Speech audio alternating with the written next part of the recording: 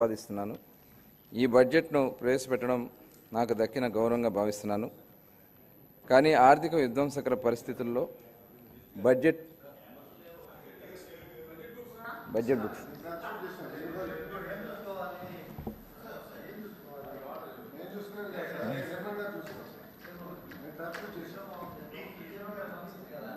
Books వచ్చింది.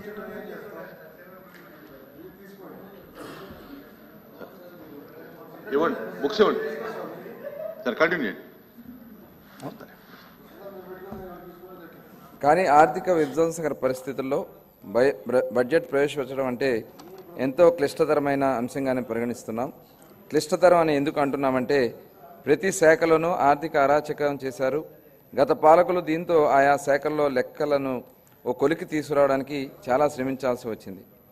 ఆర్థిక అరాచకం అని మేము చెప్పడం కాదు, నీతి ఆయోగ్ తన నివేదికలోనే వెల్లడించింది.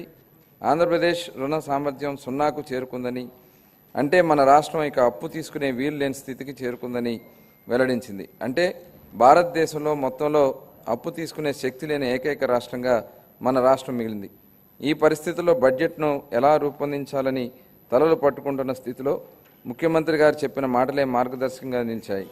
అధ్యక్ష, అణుదాడిలో విధ్వంసకరమైన హిరోషిమా నగరం లేచి నిలబడగా లేనిది ఆర్థిక విధ్వంసం జరిగిన ఆంధ్రప్రదేశ్ను తిరిగి నిలబెట్టలేమా అన్న మాటల స్ఫూర్తితో ఈ బడ్జెట్ను రూపొందించింది. అధ్యక్ష, గత ఏడాది మన రాష్ట్ర ప్రజలు ఎన్డీఏ కూటమిపై విశ్వాసం ఉంచి నవశకానికి నాంది పలికారు.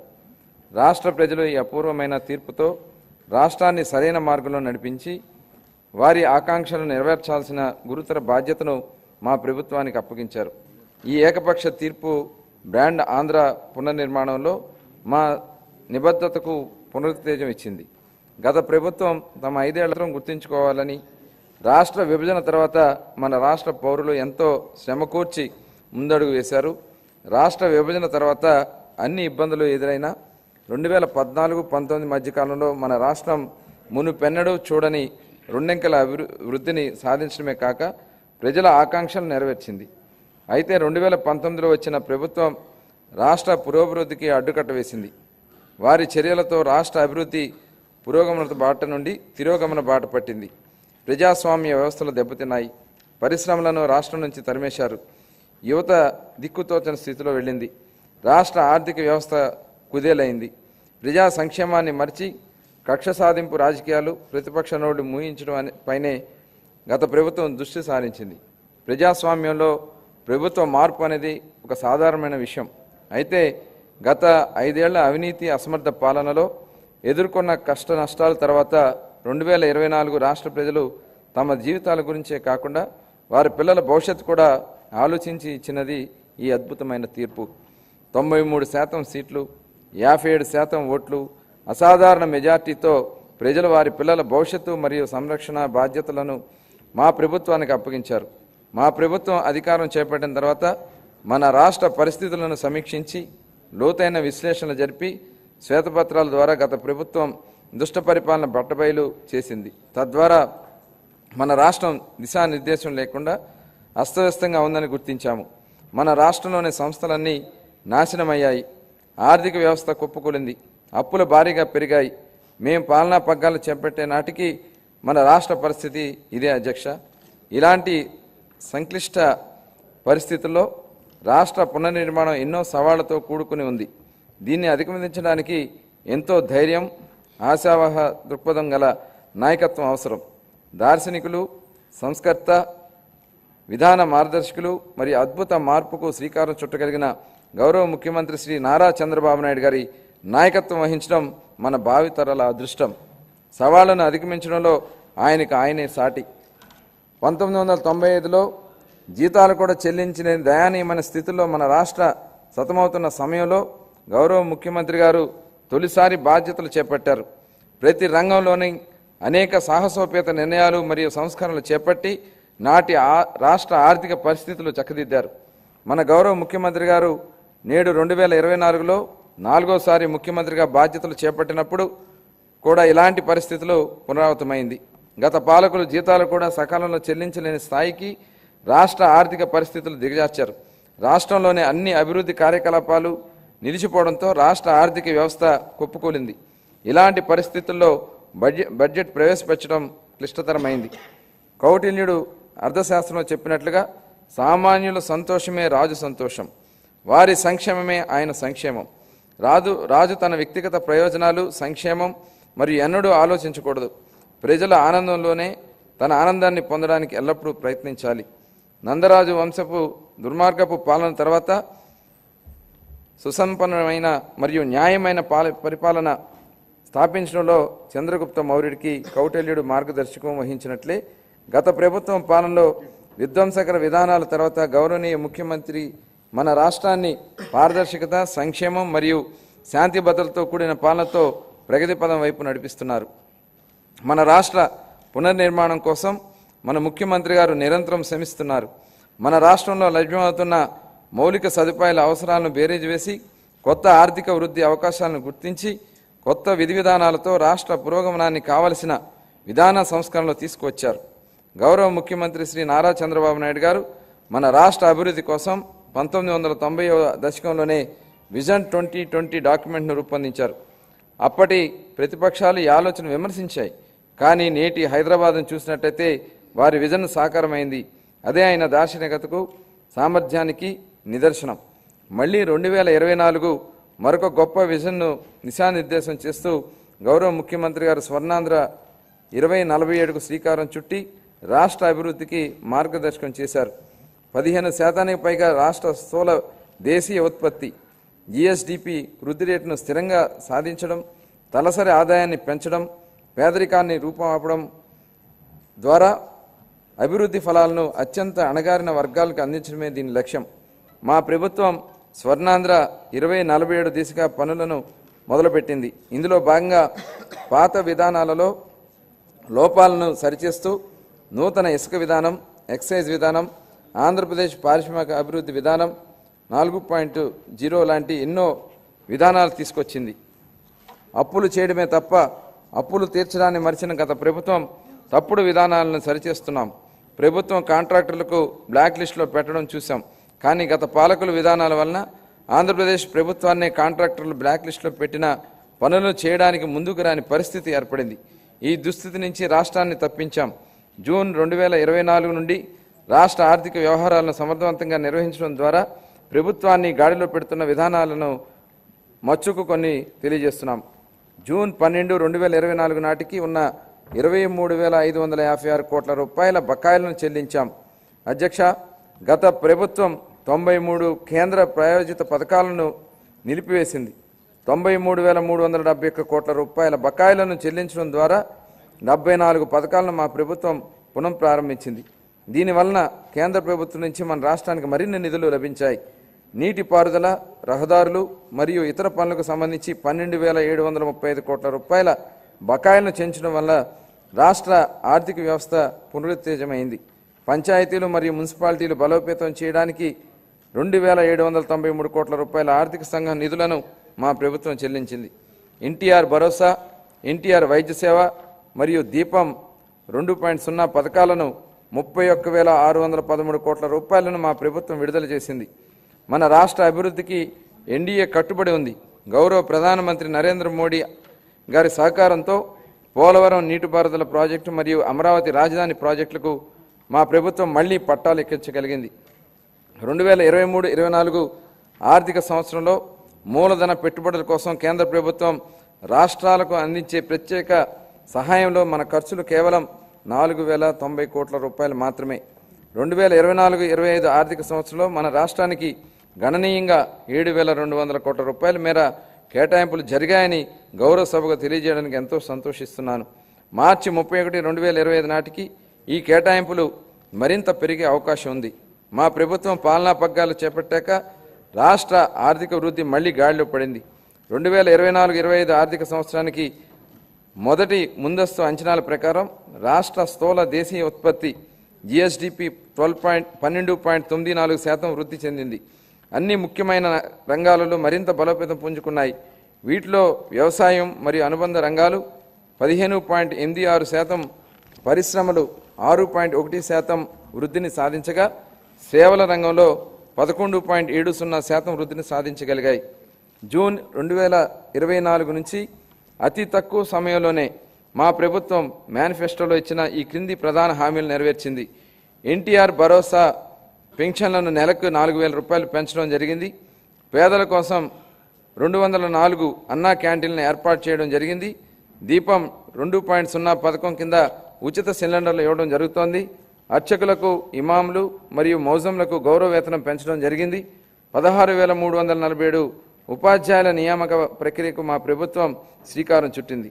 అధ్యక్ష, ప్రభుత్వం చేసే ప్రతి పని ప్రజల ఆమోదంతో చేయాలనేది చంద్రబాబు గారి ఆలోచన. నేడు, రేపు మరియు మరునాడు ప్రజలను ఒప్పించి ముందుకు సాగాలి. ప్రజాస్వామ్యంలో ఇది నిరంతర ప్రక్రియ అని ముఖ్యమంత్రి గారు పదే పదే చెప్తారు. బడ్జెట్ అనేది కేవలం కేటాయింపులు మాత్రమే కాదు, ప్రజల ఆశలు, ఆకాంక్షలు, అభివృద్ధి, సంక్షేమం ఉన్న వనరులతో వీటిని సమతూకంగా చేయడమే బడ్జెట్ ప్రక్రియ. దీన్ని గత ప్రభుత్వం పూర్తిగా గాలికి వదిలేసింది. దీంతో ఆర్థిక వ్యవస్థ క్లిష్టతరంగా మారింది. దీన్ని సరిదిద్దే దిశగా 2024-25 ఆర్థిక సంవత్సరం బడ్జెట్ మన రాష్ట్ర దిద్దుబాటుకు పునాది వేసింది.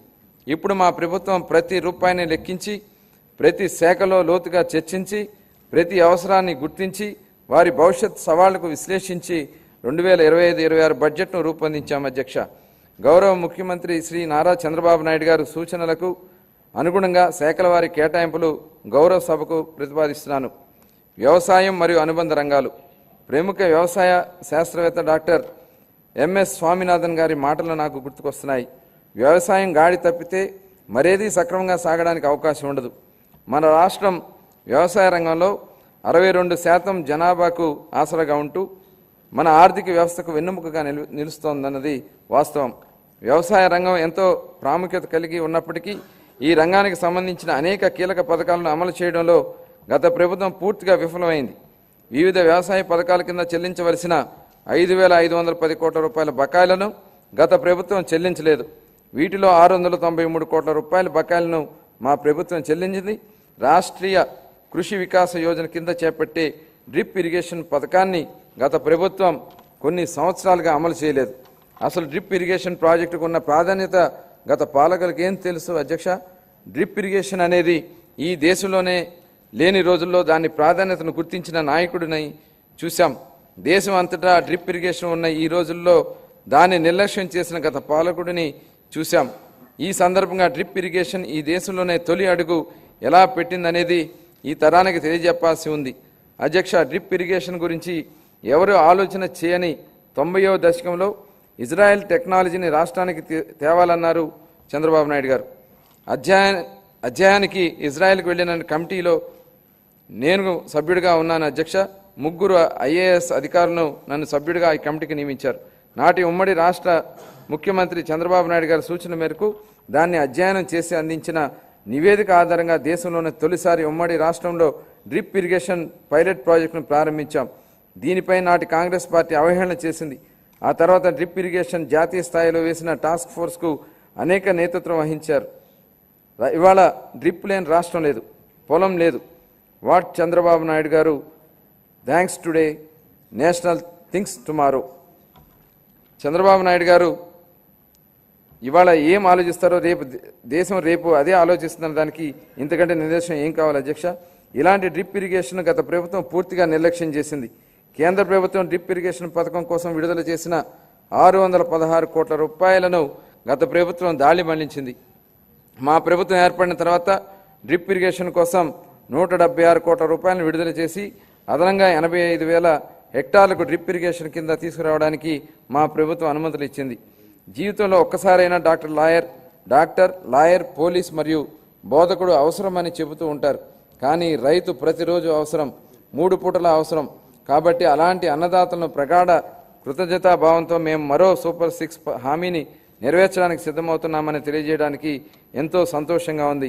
ఎన్ని ఆర్థిక ఇబ్బందులున్నా అన్నదాత సుఖీభావ కింద ప్రతి రైతుకి ఏటా 20,000 రూపాయలు అందించేలా కేటాయింపులు చేశామని చెప్పడానికి గర్విస్తున్నాం అధ్యక్ష. మా ప్రభుత్వం వ్యవసాయ రంగానికి ఉత్తమించేందుకు రాష్ట్ర వ్యాప్తంగా 21.87 లక్షల వ్యవసాయ పంపు సెట్లకు 9 గంటల ఉచిత పగటిపూట విద్యుత్తును సరఫరా చేస్తోంది. చేపల వేట నిషేధ కాలంలో మత్స్యకారులకు అందించే ఆర్థిక సహాయాన్ని 10,000 రూపాయల నుండి 20,000 రూపాయలకు రెట్టింపు చేస్తామని మేనిఫెస్టోలో మరో హామీని నెరవేర్చడానికి తగిన కేటాయింపులు చేశామని సంతోషంగా ప్రకటిస్తున్నాను. 2025-26 ఆర్థిక సంవత్సరానికి వ్యవసాయం మరియు అనుబంధ రంగాలకు 13,487 కోట్ల రూపాయల కేటాయింపులను ప్రతిపాదిస్తున్నాను. కాలే కడుపుకు పట్టెడన్నం పెట్టడమే మా సిద్ధాంతం అని చెప్పిన శ్రీ నందమూరి తారక రామారావు గారి దీన్ని నిజం చేసే దిశగా 1994 సంవత్సరంలో ₹2 కిలో బియ్యం పథకాన్ని ప్రవేశపెట్టారు. దేశం మొత్తం ఈ నమూనాని అనుసరించింది. మన రాష్ట్రంలో ప్రారంభమైన ఈ పథకం 3 దశాబ్దాల తర్వాత జాతీయ ఆహార భద్రతా చట్టం 2013 రూపకల్పనకు ఆధారమైంది. ప్రజా పంపిణీ వ్యవస్థ ద్వారా పేదలకు నాణ్యమైన బియ్యాన్ని మా ప్రభుత్వం సరఫరా చేస్తోంది. వచ్చే విద్యా సంవత్సరం నుండి మధ్యాహ్న భోజన పథకం కింద ప్రభుత్వం పాఠశాలలు మరియు సాంఘిక సంక్షేమ వసతి గృహాలకు ప్రత్యేకంగా ప్యాక్ చేయడానికి నాణ్యమైన బియ్యం సరఫరా చేయబడుతుందని గౌరవ సభకు తెలియజేస్తున్నాను. గత ప్రభుత్వం నిర్లక్ష్యం చేసిన ధాన్య సేకరణ ప్రక్రియను మా ప్రభుత్వం మెరుగుపరిచింది. వ్యవసాయం రాబడిలో వరి కొనుగోలుకు ఇచ్చే మద్దతు ధర ముఖ్యమైనది అని మనందరికీ తెలుసు. 2024 ఖరీఫ్ కాలానికి గాను 5.50 లక్షల మంది రైతులకు 32.7 లక్షల మెట్రిక్ టన్నుల ధాన్యం కొనుగోలుకు గాను మా ప్రభుత్వం 7,564 కోట్ల రూపాయలను 45 గంటల లోపునే చెల్లించడం జరిగిందని గౌరవ సభకు గర్వంగా తెలియజేస్తున్నాను. వాస్తవానికి 90% మంది రైతులు 24 గంటల్లోనే చెల్లింపులు జరిగాయి. గత ప్రభుత్వం హయాంలో పెండింగ్లో ఉంచిన ధాన్యం కొనుగోలు చెల్లింపులకు సంబంధించి 1,674 కోట్ల రూపాయలను మా ప్రభుత్వం చెల్లించింది. తన సోదరీమణులకు వంటింటి కష్టాల నుండి గట్టెక్కించడానికి మన గౌరవనీయ ముఖ్యమంత్రి గారు 1999 సంవత్సరంలో దీపం పథకాన్ని తెచ్చారు. ఈ పథకం సంప్రదాయ కట్టెలపై వాడకం నుండి ఎల్పిజి సిలిండర్ల వాడకం వైపు పేద ప్రజలు మహిళలు మారడానికి దోహదం చేసింది. మహిళలు మహారాణులనే విశ్వాసంతో మా ప్రభుత్వం ఈ వారసత్వాన్ని నేడు కొనసాగిస్తూ దీపం 2.0 పథకాన్ని ప్రారంభించింది. ఈ పథకం కింద 90.1 లక్షల మంది అర్హులైన లబ్ధిదారులకు సంవత్సరానికి 3 ఎల్పిజి సిలిండర్లను మా ప్రభుత్వం ఉచితంగా అందిస్తోంది. 2025-26 ఆర్థిక సంవత్సరానికి గాను దీపం 2.0 పథకం కోసం 2,601 కోట్ల రూపాయల కేటాయింపులు ప్రతిపాదిస్తున్నాను. 2025-26 ఆర్థిక సంవత్సరానికి గాను పౌర సరఫరాల శాఖకు 3,806 కోట్ల రూపాయలు కేటాయింపును ప్రతిపాదిస్తున్నాను. ఈ సంక్షేమ రంగానికి ప్రజలకు సామాజిక సంక్షేమానికి అందించడమే అధికారం యొక్క ఏకైక నిధి. బెంజమిన్ డిస్రేలి స్వర్ణాంధ్ర విజన్ 2047 లక్ష్యాలను అనుగుణంగా మేనిఫెస్టోలో ఇచ్చిన హామీలను అమలు చేస్తూ బడుగు బలహీన వర్గాల సంక్షేమానికి మా ప్రభుత్వం పెద్దపీట వేస్తోంది. వృద్ధులను ఓటు బ్యాంకుగా పరిగణించకుండా వారి జీవితాలకు ఆసరా కల్పించడాన్ని మా ప్రభుత్వం ఒక సామాజిక బాధ్యతగా భావిస్తోంది.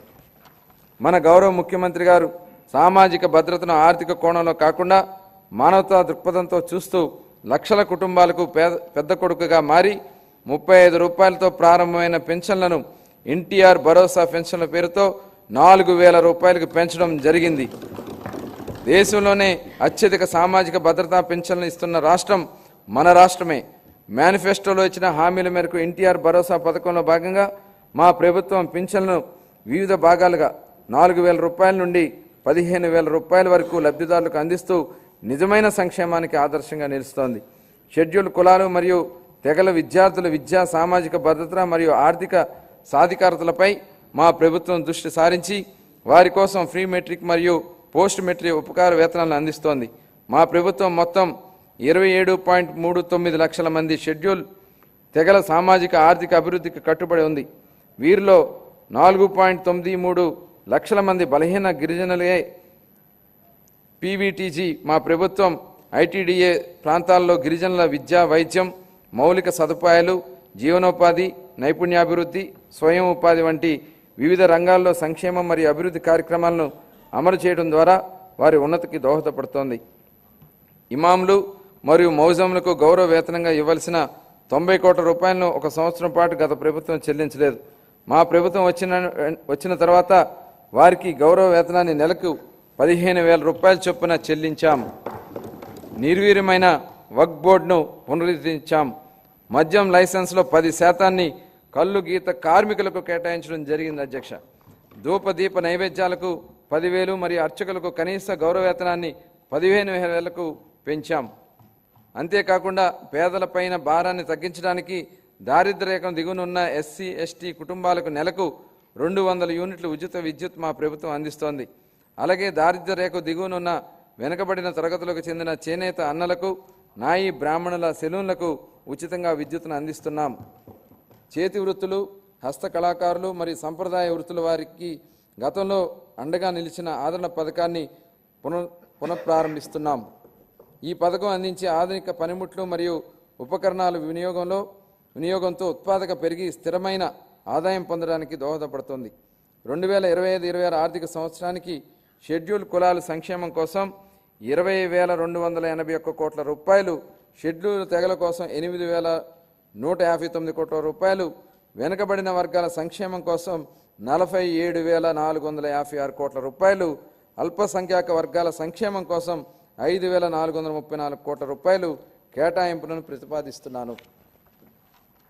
మహిళా అభివృద్ధి మరియు శిశు సంక్షేమం. అసంబద్ధ సామాజిక కట్టుబాట్లకు ధిక్కరించి భారతదేశంలో తొలి మహిళా ఉపాధ్యాయుగా గుర్తింపు పొందిన శ్రీమతి సావిత్రిబాయి పూలే గారు ఈ విధంగా అన్నారు: ఒక మహిళకు సాధికారత కల్పిస్తే మొత్తం సమాజాన్నే ఉద్ధరించినట్లు అవుతుంది.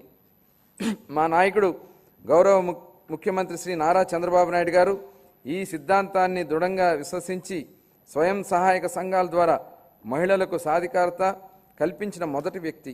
వంటగతికే పరిమితమైన మహిళలు స్వయం సహాయక సంఘాల ద్వారా సామాజిక ఉద్యమంలో భాగమయ్యారు. మన రాష్ట్రం స్వయం సహాయక సంఘాల ఉద్యమానికి పర్యాయపదంగా దేశంలోనే ఆదర్శంగా నిలిచింది. నేడు మన రాష్ట్రంలో 10 లక్షలకు పైగా స్వయం సహాయక సంఘాలు పనిచేస్తూ రాష్ట్ర ఆర్థిక కార్యకలాపాల్లో ప్రముఖ పాత్ర పోషిస్తున్నాయి.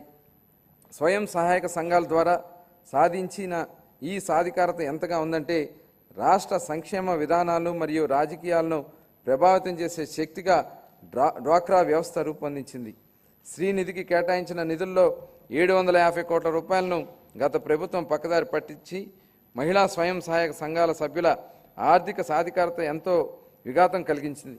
మహిళా ఆర్థిక అభ్యున్నతిలో స్వయం సహాయక సంఘాల కీలక పాత్ర పోషించేలా మా ప్రభుత్వం ప్రస్తుతం దిద్దుబాటు చర్యలు చేపడుతోంది. సమగ్ర శిశు అభివృద్ధి పథకం, ICDS, మిషన్ శక్తి వంటి పథకాల ద్వారా మహిళలు, పిల్లలు మరియు కౌమార దశలో ఉన్నవారికి తగిన పోషకాహారం అందించే మా ప్రభుత్వం అనేక చర్యలు తీసుకుంటుంది. మేనిఫెస్టోలోని హామీ మేరకు అంగన్వాడీ కార్యకలాపాలకు గ్రాడ్యుటీ మంజూరు చేసిన ఘనత మా ప్రభుత్వానిదే. వృద్ధుల సంరక్షణ కోసం కొత్తగా 12 వృద్ధాశ్రమాలు మంజూరు చేయడం జరిగింది.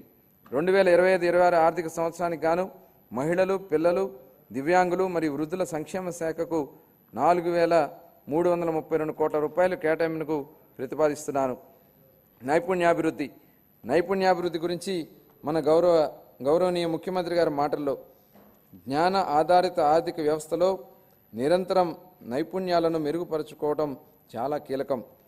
కాలానుగుణంగా మారుతున్న పరిశ్రమల యొక్క అవసరాలను తీర్చడానికి నైపుణ్యం కలిగిన మానవ వనరులు చాలా ముఖ్యం.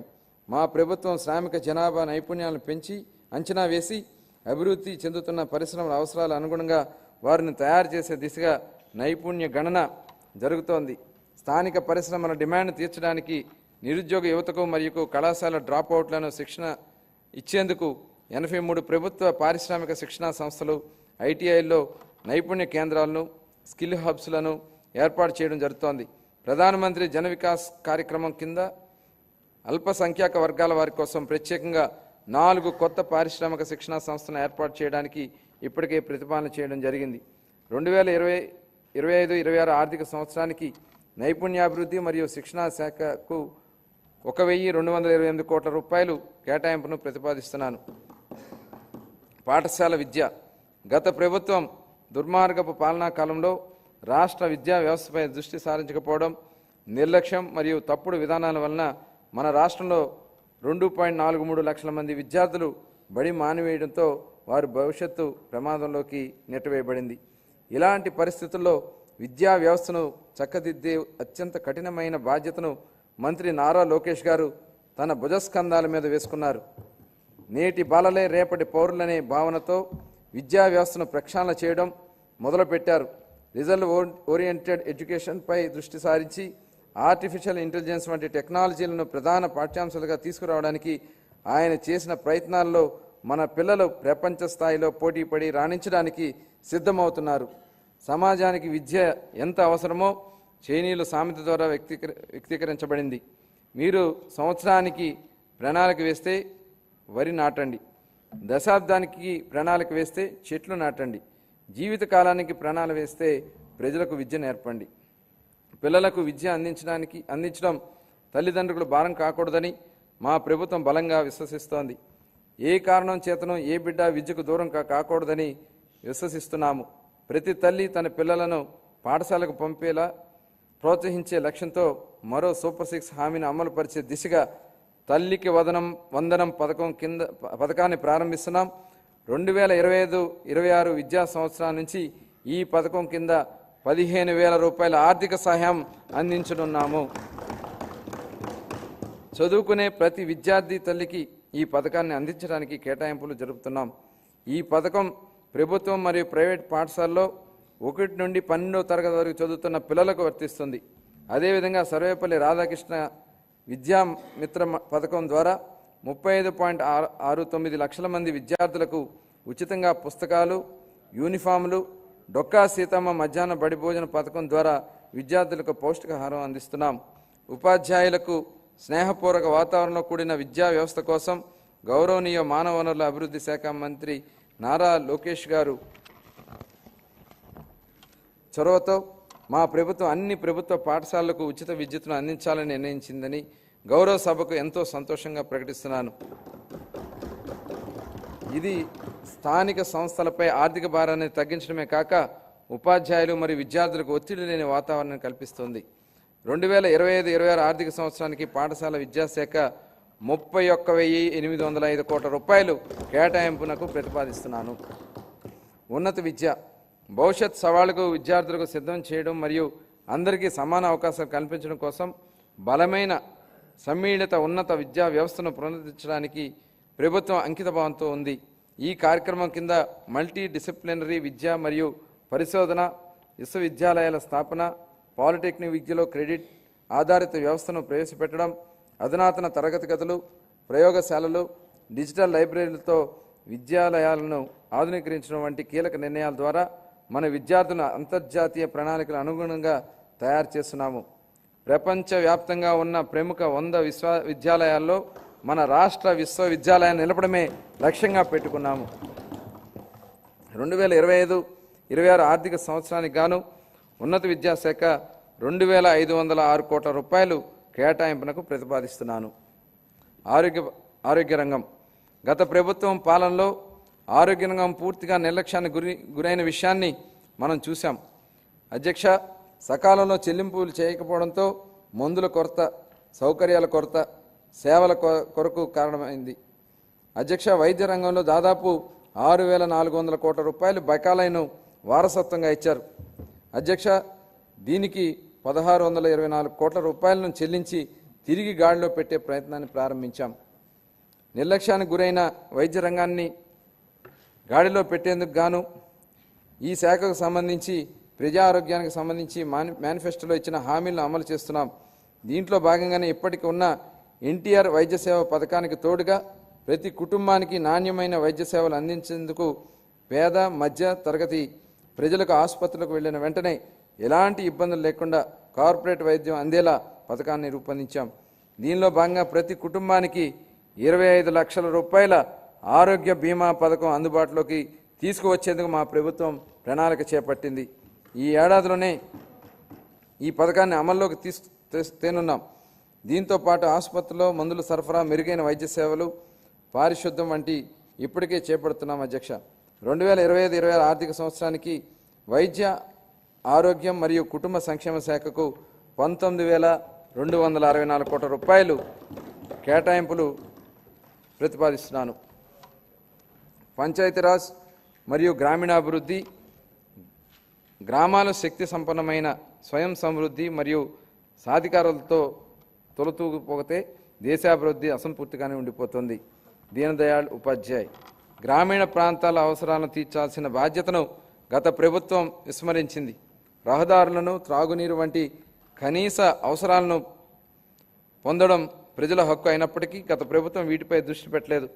స్థానిక సంస్థల నిధులను పక్కదారి పట్టించడం వలన మన రాష్ట్ర గ్రామీణ ఆర్థిక వ్యవస్థపై ఇది ప్రభావం చూపి గ్రామ పంచాయతీల హోదాను దిగజార్చింది. గౌరవనీయ ముఖ్యమంత్రి ఉప ముఖ్యమంత్రి శ్రీ పవన్ కళ్యాణ్ గారు మార్గదర్శకంతో ప్రజల జీవన ప్రమాణాలను మెరుగుపరచాలనే లక్ష్యంతో మా ప్రభుత్వం గ్రామీణాభివృద్ధితో ముందడుగు వేస్తోంది. ప్రజలు చురుకైన భాగస్వామ్యంతో మా ప్రభుత్వం సమగ్ర గ్రామ పంచాయతీ వ్యవస్థ ప్రణాళికలను రూపొందించింది. గ్రామాల్లో సిమెంట్ రోడ్లు, తార్ రోడ్లు, పశువుల పాకలు తదితర 30,000 పనులకు మంజూరు చేయడం జరిగింది. 4,300 కిలోమీటర్ల మేరకు మంజూరైన సీసీ రోడ్లో ఇప్పటికే 3,000 కిలోమీటర్లు మేర రోడ్లు పూర్తయ్యాయి. మరో 1,300 కిలోమీటర్ల మేర రోడ్ల నిర్మాణం తుది దశలో ఉన్నాయి. వీటి ఫలితంగా గ్రామీణ ప్రాంతాల్లో పరిశుద్ధమైన వాతావరణం ఏర్పడి ఆర్థిక కార్యకలాపాలు, ఉపాధి కల్పన జరుగుతోంది. గత ప్రభుత్వం 5 ఏళ్లుగా స్మార్ట్ ఎల్ఈడి వీధి దీపాల కార్యక్రమాన్ని పూర్తిగా నిర్లక్ష్యం చేసింది. 150 కోట్ల రూపాయల మేర బకాయిలను చెల్లించడం ద్వారా మా ప్రభుత్వం ఈ కార్యక్రమాన్ని పునరుద్ధరించింది. కేంద్ర ప్రభుత్వం జల్ జీవన్ మిషన్కి ఆగస్టు 15, 2019లో ప్రారంభించినప్పటికీ అప్పటి నుండి 2024-25 వరకు 13,499 కోట్ల రూపాయలను కేంద్ర ప్రభుత్వం కేటాయించినప్పటికీ గత ప్రభుత్వం మన రాష్ట్ర వాటాను సకాలంలో విడుదల చేయకపోవడం వలన కేవలం 2,255 కోట్ల రూపాయలకు మాత్రమే వినియోగించుకోగలగడం జరిగింది. ఛత్తీస్గఢ్, జార్ఖండ్, గుజరాత్, ఒడిషా వంటి రాష్ట్రాలు 2023-24 సంవత్సరానికి కేంద్రం నుంచి మనకంటే తక్కువ కేటాయింపులు పొందినప్పటికీ మన రాష్ట్రం కంటే ఎక్కువ నిధులను వినియోగించుకున్నాయి. మా ప్రభుత్వం ఈ పథకాన్ని పునరుద్ధరించడానికి చొరవ తీసుకుంది. మా ప్రభుత్వం అభ్యర్థన మేరకు ఈ పథకం గడువును 2028 సంవత్సరం వరకు పొడిగించిన కేంద్ర ప్రభుత్వానికి గౌరవ సభ ద్వారా ధన్యవాదాలు తెలియజేస్తున్నాను. దీనిలో భాగంగా సుస్థిర ఉపరితల నీటి రిజర్వాయర్ నుండి 95.44 లక్షల గ్రామీణ గృహాలకు త్రాగునీరు అందించాలని మా ప్రభుత్వం లక్ష్యంగా పెట్టుకుంది. మహాత్మా గాంధీ జాతీయ గ్రామీణ ఉపాధి హామీ పథకం కింద 45.30 లక్షల కుటుంబాలకు చెందిన 72 లక్షల మంది ఉపాధి కల్పించడం జరుగుతోంది. మా ప్రభుత్వం రైతులు మేలు చేకూర్చేలా పొలాలను అనుసంధానం, రహదారులను వేస్తోంది. అన్ని గ్రామాల్లో స్వచ్ఛ భారత్ మిషన్ కింద ఘనం మరియు ద్రవ వ్యర్థాల నిర్వహణ కార్యకలాపాలు చేపట్టడం వలన అవి పరిశుభ్రమైన మరియు ఆదర్శ గ్రామాలుగా మార్పు చెందుతున్నాయి. గ్రామీణ ప్రాంతాల్లో మౌలిక వసతులు, రోడ్ల నిర్మాణ విషయంలో గత ప్రభుత్వం నిర్లక్ష్యం వలన భయంకరమైన భరింపు శక్యం కాని వారసత్వం మా ప్రభుత్వానికి వచ్చింది. అధ్యక్ష, పల్లెల్లో ఎక్కడ చూసినా గుంతలమైన రోడ్లే కనిపించాయి. వంతెనలు లేక కనెక్టివిటీ లేని గ్రామాలకు అనుసంధానం ఏర్పడుతున్న ఈ రోజుల్లో రోడ్లు సరిగా లేక గ్రామాలకు అనుసంధానం లేని పరిస్థితి గత ప్రభుత్వం ఏర్పడింది. ప్రధానమంత్రి గ్రామీణ సడక్ యోజన PMGSY, ఆంధ్రప్రదేశ్ గ్రామీణ రహదారుల అనుసంధాన ప్రాజెక్టు మరియు జాతీయ వ్యవస్థ మరియు గ్రామీణాభివృద్ధి బ్యాంక్ నాబార్డ్ నిధుల కింద ఈ రోడ్లను అభివృద్ధి చేసే ప్రయత్నాలను ప్రారంభించాం. అన్ని వాతావరణ పరిస్థితులను తట్టుకోగలిగే రహదారులను నిర్మించి అనుసంధానాన్ని కల్పించే దిశగా PM జన్మన్ పథకం మన రాష్ట్రంలో అమలు చేయబడుతోంది. 2025-26 ఆర్థిక సంవత్సరానికి పంచాయతీరాజ్ గ్రామీణాభివృద్ధి శాఖకు 18,847 కోట్ల రూపాయలు కేటాయింపును ప్రతిపాదిస్తున్నాను. పట్టణాభివృద్ధి వేగంగా పెరుగుతున్న జనాభా దృష్ట్యా సమర్థవంతమైన పట్టణ ప్రణాళికను రూపొందించడం చాలా ముఖ్యం. పెరుగుతున్న పట్టణీకరణ అవసరాలను తీర్చడానికి అనుగుణంగా అభివృద్ధి చెందుతున్న నగరాలు మౌలిక సదుపాయాలను కలిగించి ఉండాలి. మన రాష్ట్రాన్ని సర్వనాశనం చేసేలా ప్రణాళికాబద్ధంగా వికేంద్రీకరణ మంత్రాన్ని జపించిన గత ప్రభుత్వం బిల్లుల చెల్లింపు విషయానికి వచ్చేసరికి మాత్రం కేంద్రీకృత విధానాన్ని అమలు చేసింది. ఉదాహరణకు మున్సిపాలిటీల్లో చేసే చెల్లింపులను గత ప్రభుత్వం కేంద్రీకృతం చేసింది. అధ్యక్ష, దీని ద్వారా స్థానిక పరిపాలన స్ఫూర్తికి గత ప్రభుత్వం పాతరేసింది. మారుమూల మున్సిపాలిటీలో ఓ చిన్న మురుగునీటి కాలువ నిర్మాణానికి సంబంధించిన బిల్లులను సైతం రాష్ట్ర సచివాలయాన్ని ఆర్థిక శాఖ కార్యదర్శులే చెల్లింపులు జరిపే విధానాన్ని అమలు చేసింది. కేంద్రీకృత చెల్లింపుల విధానం నుంచి మున్సిపాలిటీలకు ఆర్థిక స్వేచ్ఛను కల్పించాలని గౌరవ ముఖ్యమంత్రి గారి ఆలోచనకు అనుగుణంగా ఏప్రిల్ 1, 2025 నుండి మున్సిపాలిటీల బిల్లు చెల్లింపునకు కేంద్రీకృత విధానం నుంచి వేరు చేసి బిల్లులు చెల్లించే అధికారాన్ని మున్సిపాలిటీలకు ఇస్తున్నాం. స్థానిక సంస్థలకు ఆర్థిక స్వేచ్ఛ కల్పించడం, వాటి పనితీరు మెరుగుపరచడానికి ఇదొక విప్లవాత్మకమైన నిర్ణయం. ప్రజా రాజధాని అమరావతి. అసంబద్ధ రాష్ట్ర విభజన కారణంగా రాష్ట్ర రాజధానిని కోల్పోయిన మన రాష్ట్రానికి అమరావతిని ప్రజా రాజధానిగా ఏర్పాటు చేసుకున్నాం. దీనికి ఆనాడు ఆమోదం తెలిపి అధికారంలోకి రాగానే మాట మార్చారు. మాట మార్చడమే కాకుండా అమరావతి విధ్వంసానికి నడుం బిగించారు. నాటి ప్రభుత్వం అరాచక విధానాలపై అమరావతి రైతులు పోరుబాటను ఎంచుకోవడం, తమను తాము కాపాడుకుంటూ ఈ రాష్ట్ర రాజధానిని కూడా కాపాడుకునేలా అమరావతి రైతులు చేసిన పోరాటాన్ని ఈ సందర్భంగా గుర్తు చేస్తున్నాను. అధ్యక్ష, తిరిగి రాష్ట్ర ప్రజల ఆకాంక్షలకు అనుగుణంగా రాజధాని పనులను పెద్ద ఎత్తున చేపట్టేందుకు సిద్ధంగా ఉన్నామని చెప్పడానికి సంతోషిస్తున్నాను. అధ్యక్ష, రాజధాని అనేది ఒక ప్రాంతం కోసం కాదు, రాష్ట్ర అభివృద్ధికి దోహదం చేసే గ్రోత్ ఇంజిన్ల అమరావతిని తీర్చిదిద్దాలనేది మా ప్రభుత్వ లక్ష్యం. మహారాష్ట్ర అభివృద్ధికి ముంబై ఎంత కీలకమో, తెలంగాణ అభివృద్ధికి హైదరాబాద్ ఎంత ముఖ్యమో, మన రాష్ట్ర ఆర్థిక వ్యవస్థను ముందుకు తీసుకెళ్లడానికి అమరావతి నిర్మాణం కూడా అంతే అవసరం. గౌరవనీయ ప్రధానమంత్రి నరేంద్ర మోడీ గారి సహకారంతో ప్రపంచ స్థాయి మౌలిక సదుపాయాలు, పెట్టుబడులు మరియు ఉపాధి అవకాశాలు కల్పించడం ద్వారా అమరావతిని ముంబై మరియు హైదరాబాద్తో సరితూగే ఆర్థిక శక్తిగా అభివృద్ధి చెందడానికి మా ప్రభుత్వం కృషి చేస్తోంది. అమరావతిని విధ్వంసం చేసేందుకు నాటి పాలకులు చెప్పిన మాటలను ఈ సందర్భంగా గుర్తు చేయాలనుకుంటున్నాను. అధ్యక్ష, రాజధాని నిర్మాణం కోసం అంత డబ్బులు ఇవ్వలేం కాబట్టి 3 రాజధానుల ఏర్పాటు అన్నారు. ఇవాళ మేము రాజధాని పనుల నిర్మాణం కోసం బడ్జెట్ నుంచి ₹1 కూడా కేటాయించడం లేదు. కానీ రాజధాని పనులు ప్రారంభం కాబోతున్నాయి.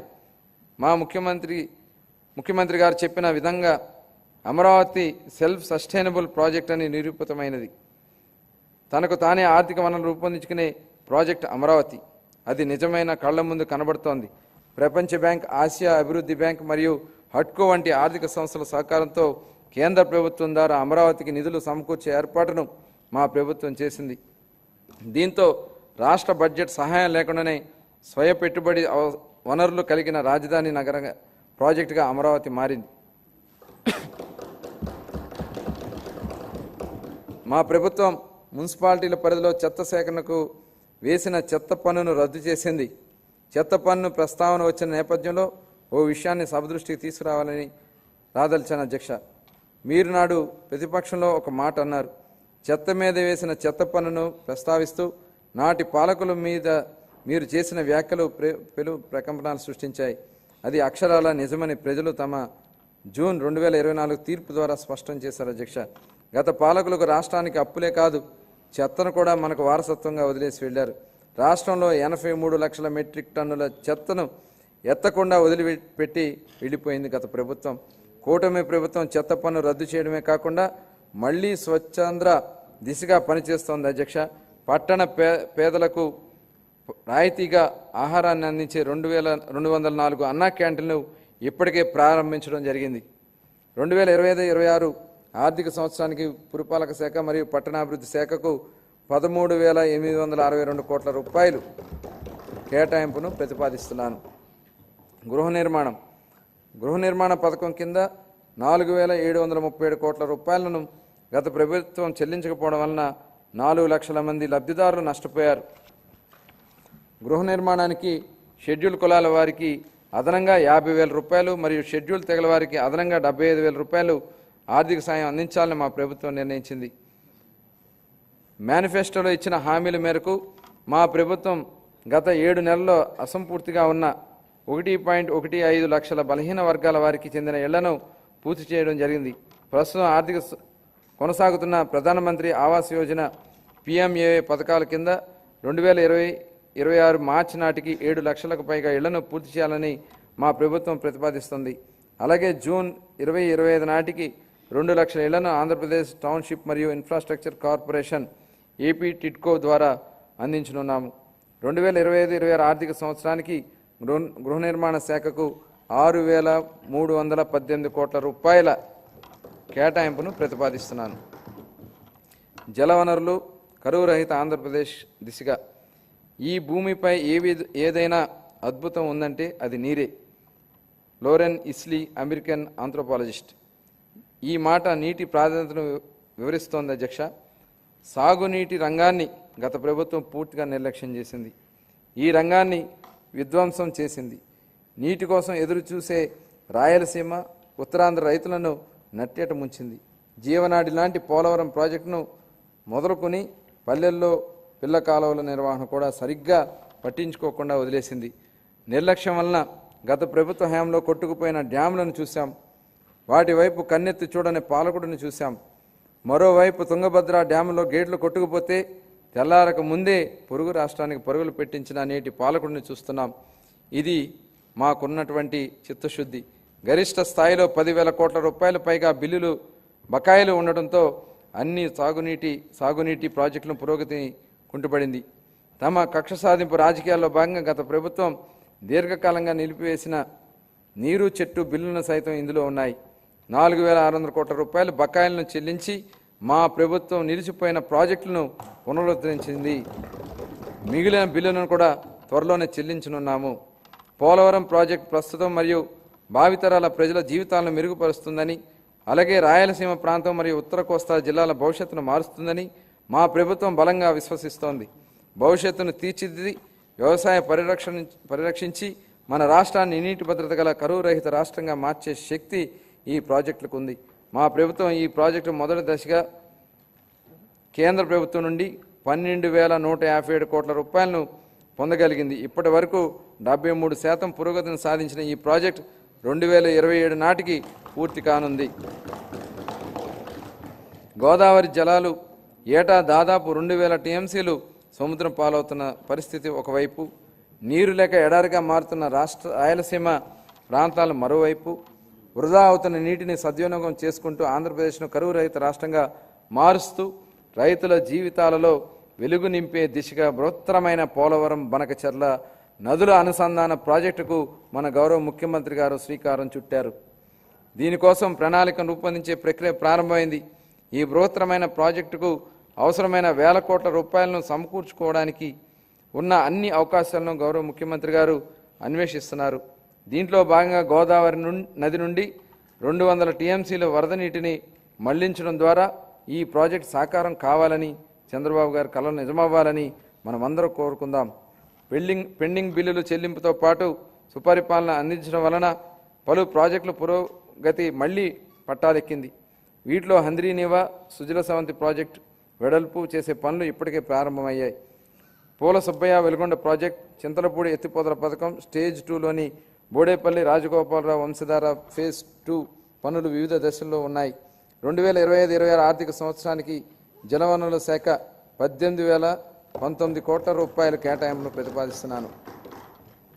పరిశ్రమలు మరియు వాణిజ్యం. గత ప్రభుత్వం ఉదాసీన వైఖరి మరియు అసంబద్ధ విధానాల వలన పరిశ్రమల మూతపడతో ప్రజలు ఉద్యోగాలు కోల్పోయి అనేక కుటుంబాలు ఆర్థికంగా చితికిపోయాయి. రాష్ట్రం నుండి అనేక పరిశ్రమలు తరిమివేయడంతో వ్యాపార వర్గాల్లో భయాందోళన నెలకొల్పాయి. స్కూళ్లలో డ్రాప్అవుట్స్ మరియు మనం వింటూ ఉంటాం అధ్యక్ష, కానీ గత ప్రభుత్వం స్కూళ్లలో విద్యార్థులు డ్రాప్అవుట్స్ సహజంగానే పెరిగాయి. అవే కాకుండా పరిశ్రమలు డ్రాప్అవుట్ అయ్యాయి. రాష్ట్రం నుండి ఉద్యోగాలు డ్రాప్అవుట్ అయ్యాయి. పేదలకు ఉపాధి డ్రాప్అవుట్ అయింది. అన్ని రంగాల్లో డ్రాప్అవుట్లు కావడానికి మూల కారణమైన గత ప్రభుత్వ పాలకులు ఇప్పుడు ఓటమితో సభకు రాకుండా అసెంబ్లీ నుంచి కూడా డ్రాప్అవుట్ అయ్యారు. వాళ్ళు ప్రజా జీవితం నుండి శాశ్వతంగా డ్రాప్అవుట్ అయితే రోజులు అతి త్వరలోనే ఉన్నాయి అధ్యక్ష. అనేక పరిశ్రమలు, ఎంఎన్ఎంఈలు,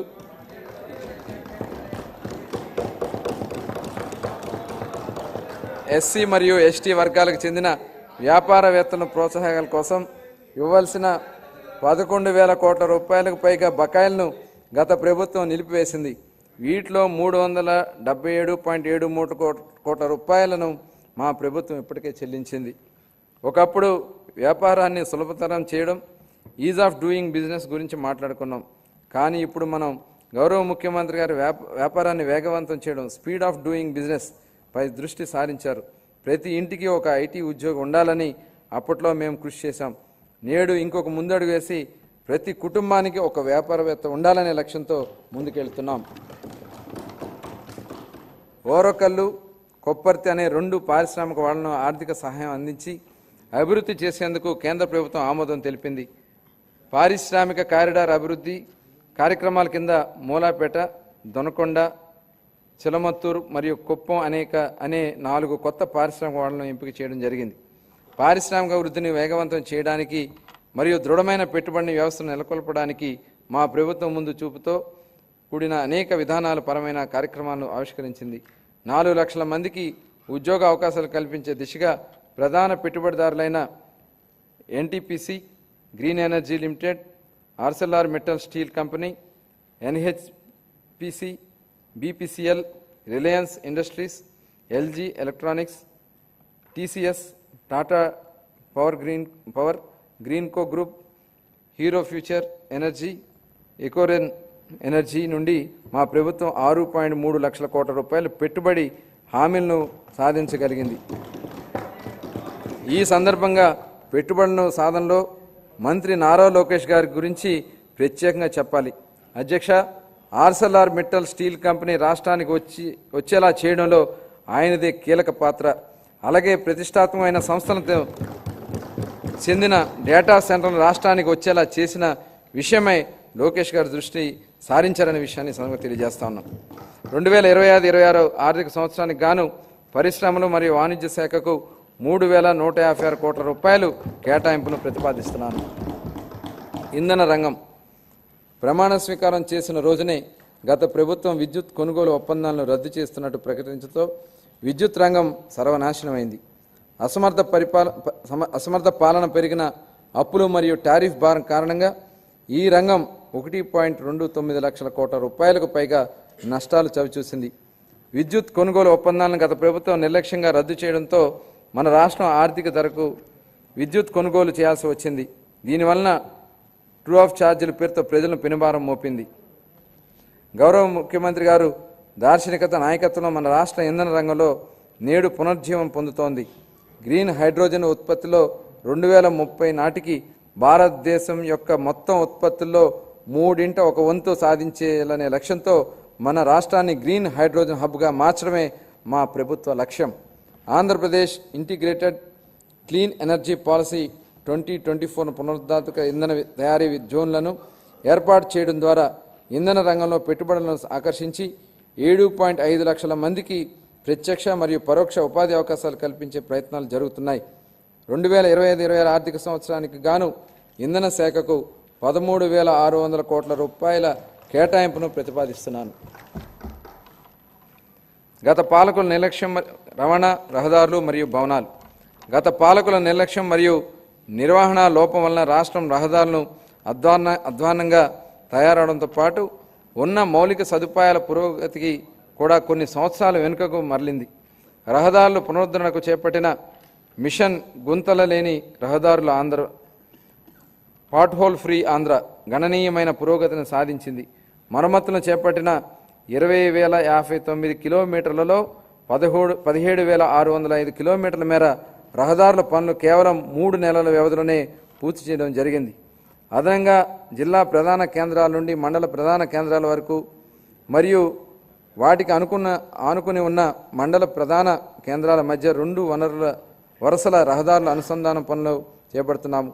వీటిలో భాగంగా ఆంధ్రప్రదేశ్ మండల అనుసంధాన మరియు గ్రామ అనుసంధాన మెరుగుదల ప్రాజెక్టు మరియు ఆంధ్రప్రదేశ్ రహదారులు మరియు వంతెల పునర్నిర్మాణ ప్రాజెక్టుల కింద 2,522 కిలోమీటర్ల రహదారుల విస్తరణకు పనులు మరియు 464 వంతెల పునర్నిర్మాణ పనులు జరుగుతున్నాయి. 2025-26 ఆర్థిక సంవత్సరానికి రవాణా, రహదారులు మరియు భవనాల శాఖకు 8,785 కోట్ల రూపాయలు కేటాయింపును ప్రతిపాదిస్తున్నాను. పర్యాటకం, క్రీడలు మరియు సంస్కృతి. ఆంధ్రప్రదేశ్ పర్యాటక విధానం 2024-29 ద్వారా 26 ద్వారా మా ప్రభుత్వం పర్యాటక రంగానికి పారిశ్రామిక హోదాను కల్పించడం జరిగింది. అత్యంత పర్యావరణ ప్రమాణాలతో కూడిన ప్రతిష్టాత్మక బ్లూ ఫాగ్ సర్టిఫికేషన్ను రుషికొండ బీచ్ నిలుపుకుంది. దీనికి తోడు అఖండ గోదావరి మరియు గండికోట వంటి ఐకానిక్ పర్యాటక ప్రాజెక్టు పర్యాటకానికి అగ్రశ్రేణి గమ్యస్థానానికి రాష్ట్రం యొక్క ఖ్యాతిని ఇనుమడింపచేయనున్నాయి. ఆంధ్రప్రదేశ్ క్రీడా విధానం 2024-29 ద్వారా మెరుగైన క్రీడా సంస్కృతిని పెంపొందించడానికి మరియు క్రీడా నైపుణ్యాన్ని ప్రోత్సహించడానికి మా ప్రభుత్వం కట్టుబడి ఉంది. క్షేత్రస్థాయి క్రీడాకారులను ప్రోత్సహించి వారి క్రీడా శిక్షణకు మెరుగుపరచడం ద్వారా మన రాష్ట్రానికి క్రీడా ప్రతిభను ప్రముఖ కేంద్రంగా నిలబెట్టడమే ఈ క్రీడా విధానం యొక్క ముఖ్య ఉద్దేశం. 2025-26 ఆర్థిక సంవత్సరానికి యువజన, పర్యాటక మరియు సాంస్కృతిక శాఖకు 469 కోట్ల రూపాయలు కేటాయింపును ప్రతిపాదిస్తున్నాను. గృహ మంత్రిత్వ శాఖ గత ప్రభుత్వం అనుసరించే విధానాలు పోలీసు బలగాల స్థైర్యాన్ని దెబ్బతీశాయి, వారి సామర్థ్యాన్ని కృంగదీశాయి. దీని ఫలితంగా రాష్ట్రంలో అరాచకం రాజ్యం చేసింది. మాదక ద్రవ్యాలు అడ్డు అదుపు లేకుండా తాండవించాయి. పోలీసు బలగాలు ఆత్మస్థైర్యాన్ని పెంపొందించడం కోసం 920 కోట్ల రూపాయల మేర పేరుకుపోయిన వివిధ బకాయిల నుంచి 250 కోట్ల రూపాయలు ఇటీవలే చెల్లించాం. గత ప్రభుత్వం 2 ఏళ్లుగా నిలిపివేసిన గ్రూప్ పర్సనల్ యాక్సిడెంట్ ఇన్సూరెన్స్ పాలసీని మా ప్రభుత్వం పునరుద్ధరించడం జరిగింది. పోలీస్ దళం ఆధునీకరణ పథకం ఎంఓపిఎస్ కింద 61.20 కోట్ల రూపాయలు విడుదల చేశాం. శాంతి భద్రతను బలోపేతం చేయడానికి మరియు ఉపాధిని కల్పించడానికి 6,100 మంది పోలీస్ కానిస్టేబుల్ నియామక ప్రక్రియ జరుగుతోంది. గంజాయి మరియు ఇతర మాదక ద్రవ్యాల సాగు మరియు వీటి అక్రమ రవాణాను నిరోధించడానికి elite anti narcotics group of law enforcement ఈగల్ను మా ప్రభుత్వం ఏర్పాటు చేయడం జరిగింది. సైబర్ నేరాలు ముప్పు పెరుగుతుండటంతో ప్రతి జిల్లాలో ఒక సైబర్ పోలీస్ స్టేషన్ ఏర్పాటుకు ప్రణాళిక రూపొందించడం జరుగుతోంది. పోలీస్ శాఖకు మరింత చురుగ్గా తీర్చిదిద్దేందుకు వాహనాల కొనుగోలుకు మా ప్రభుత్వం కృషి చేస్తోంది.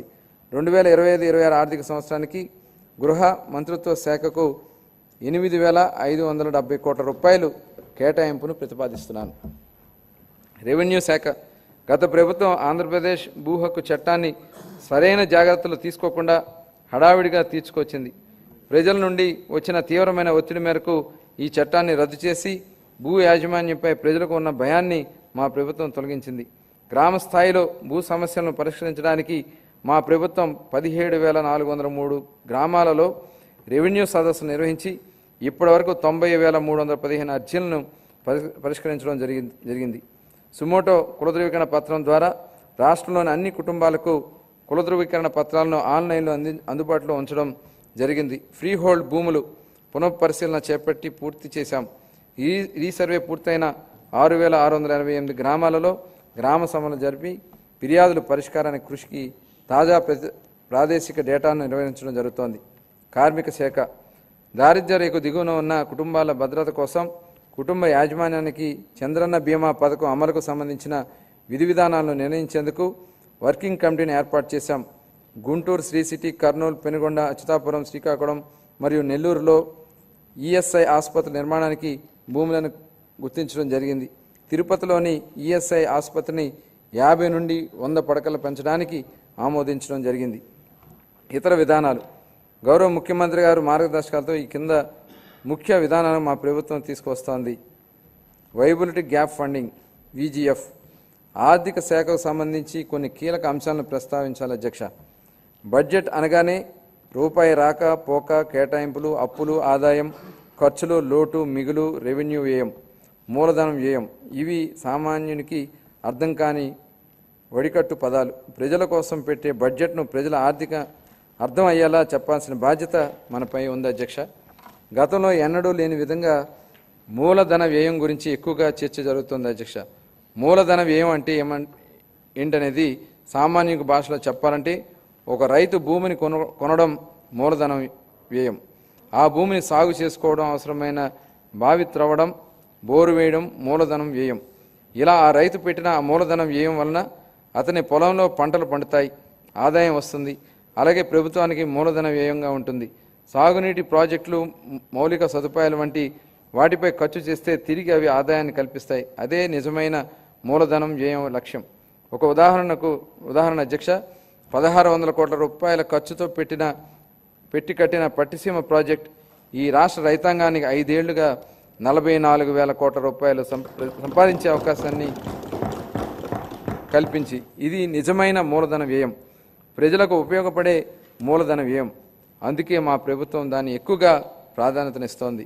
100 కోట్ల సముద్ర తీరాన ప్యాలెస్లు కట్టుకోవడం, సర్వే రాళ్లపై బొమ్మలకే 650 కోట్ల రూపాయలు తగలేయడం ప్రజలకు ఉపయోగపడే మూలధన వ్యయం కాదు. ఇలాంటివి క్యాపిటల్ ఎక్స్పెండిచర్లా కనిపించే పర్సనల్ ఎక్స్పెండిచర్. ఇది గత ప్రభుత్వం నిర్వాకం.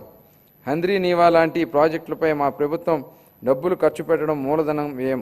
ఇది నాటి పాలకులు ఖర్చు పెట్టిన విధానానికి నేటి పాలకులు ఖర్చు పెడుతున్న విధానానికి ఉన్న వ్యత్యాసం. అదే రూపాయిని ఎవరు ఎలా ఖర్చు పెడుతున్నారనేది ఇదే ఒక ఉదాహరణ. తక్కువ ఆదాయ వనరులు, ప్రస్తుత పరిస్థితుల్లో పెద్ద పెద్ద క్యాపిటల్ ఎక్స్పెండిచర్ ప్రాజెక్టులు చేపట్టడానికి వచ్చే ఇబ్బందులు అధిగమించడానికి ప్రణాళికలు రూపొందించాం. పబ్లిక్ ప్రైవేట్ భాగస్వామ్యం పీపీపీతో కొత్త అభివృద్ధి పనులు చేపట్టేందుకు ప్రోత్సాహంగా ప్రాజెక్టుల వ్యయంలో 20% మరియు వైరుటి గ్యాప్ ఫండ్ కోసం ఒక వినూత్న పథకాన్ని ప్రకటిస్తున్నాం.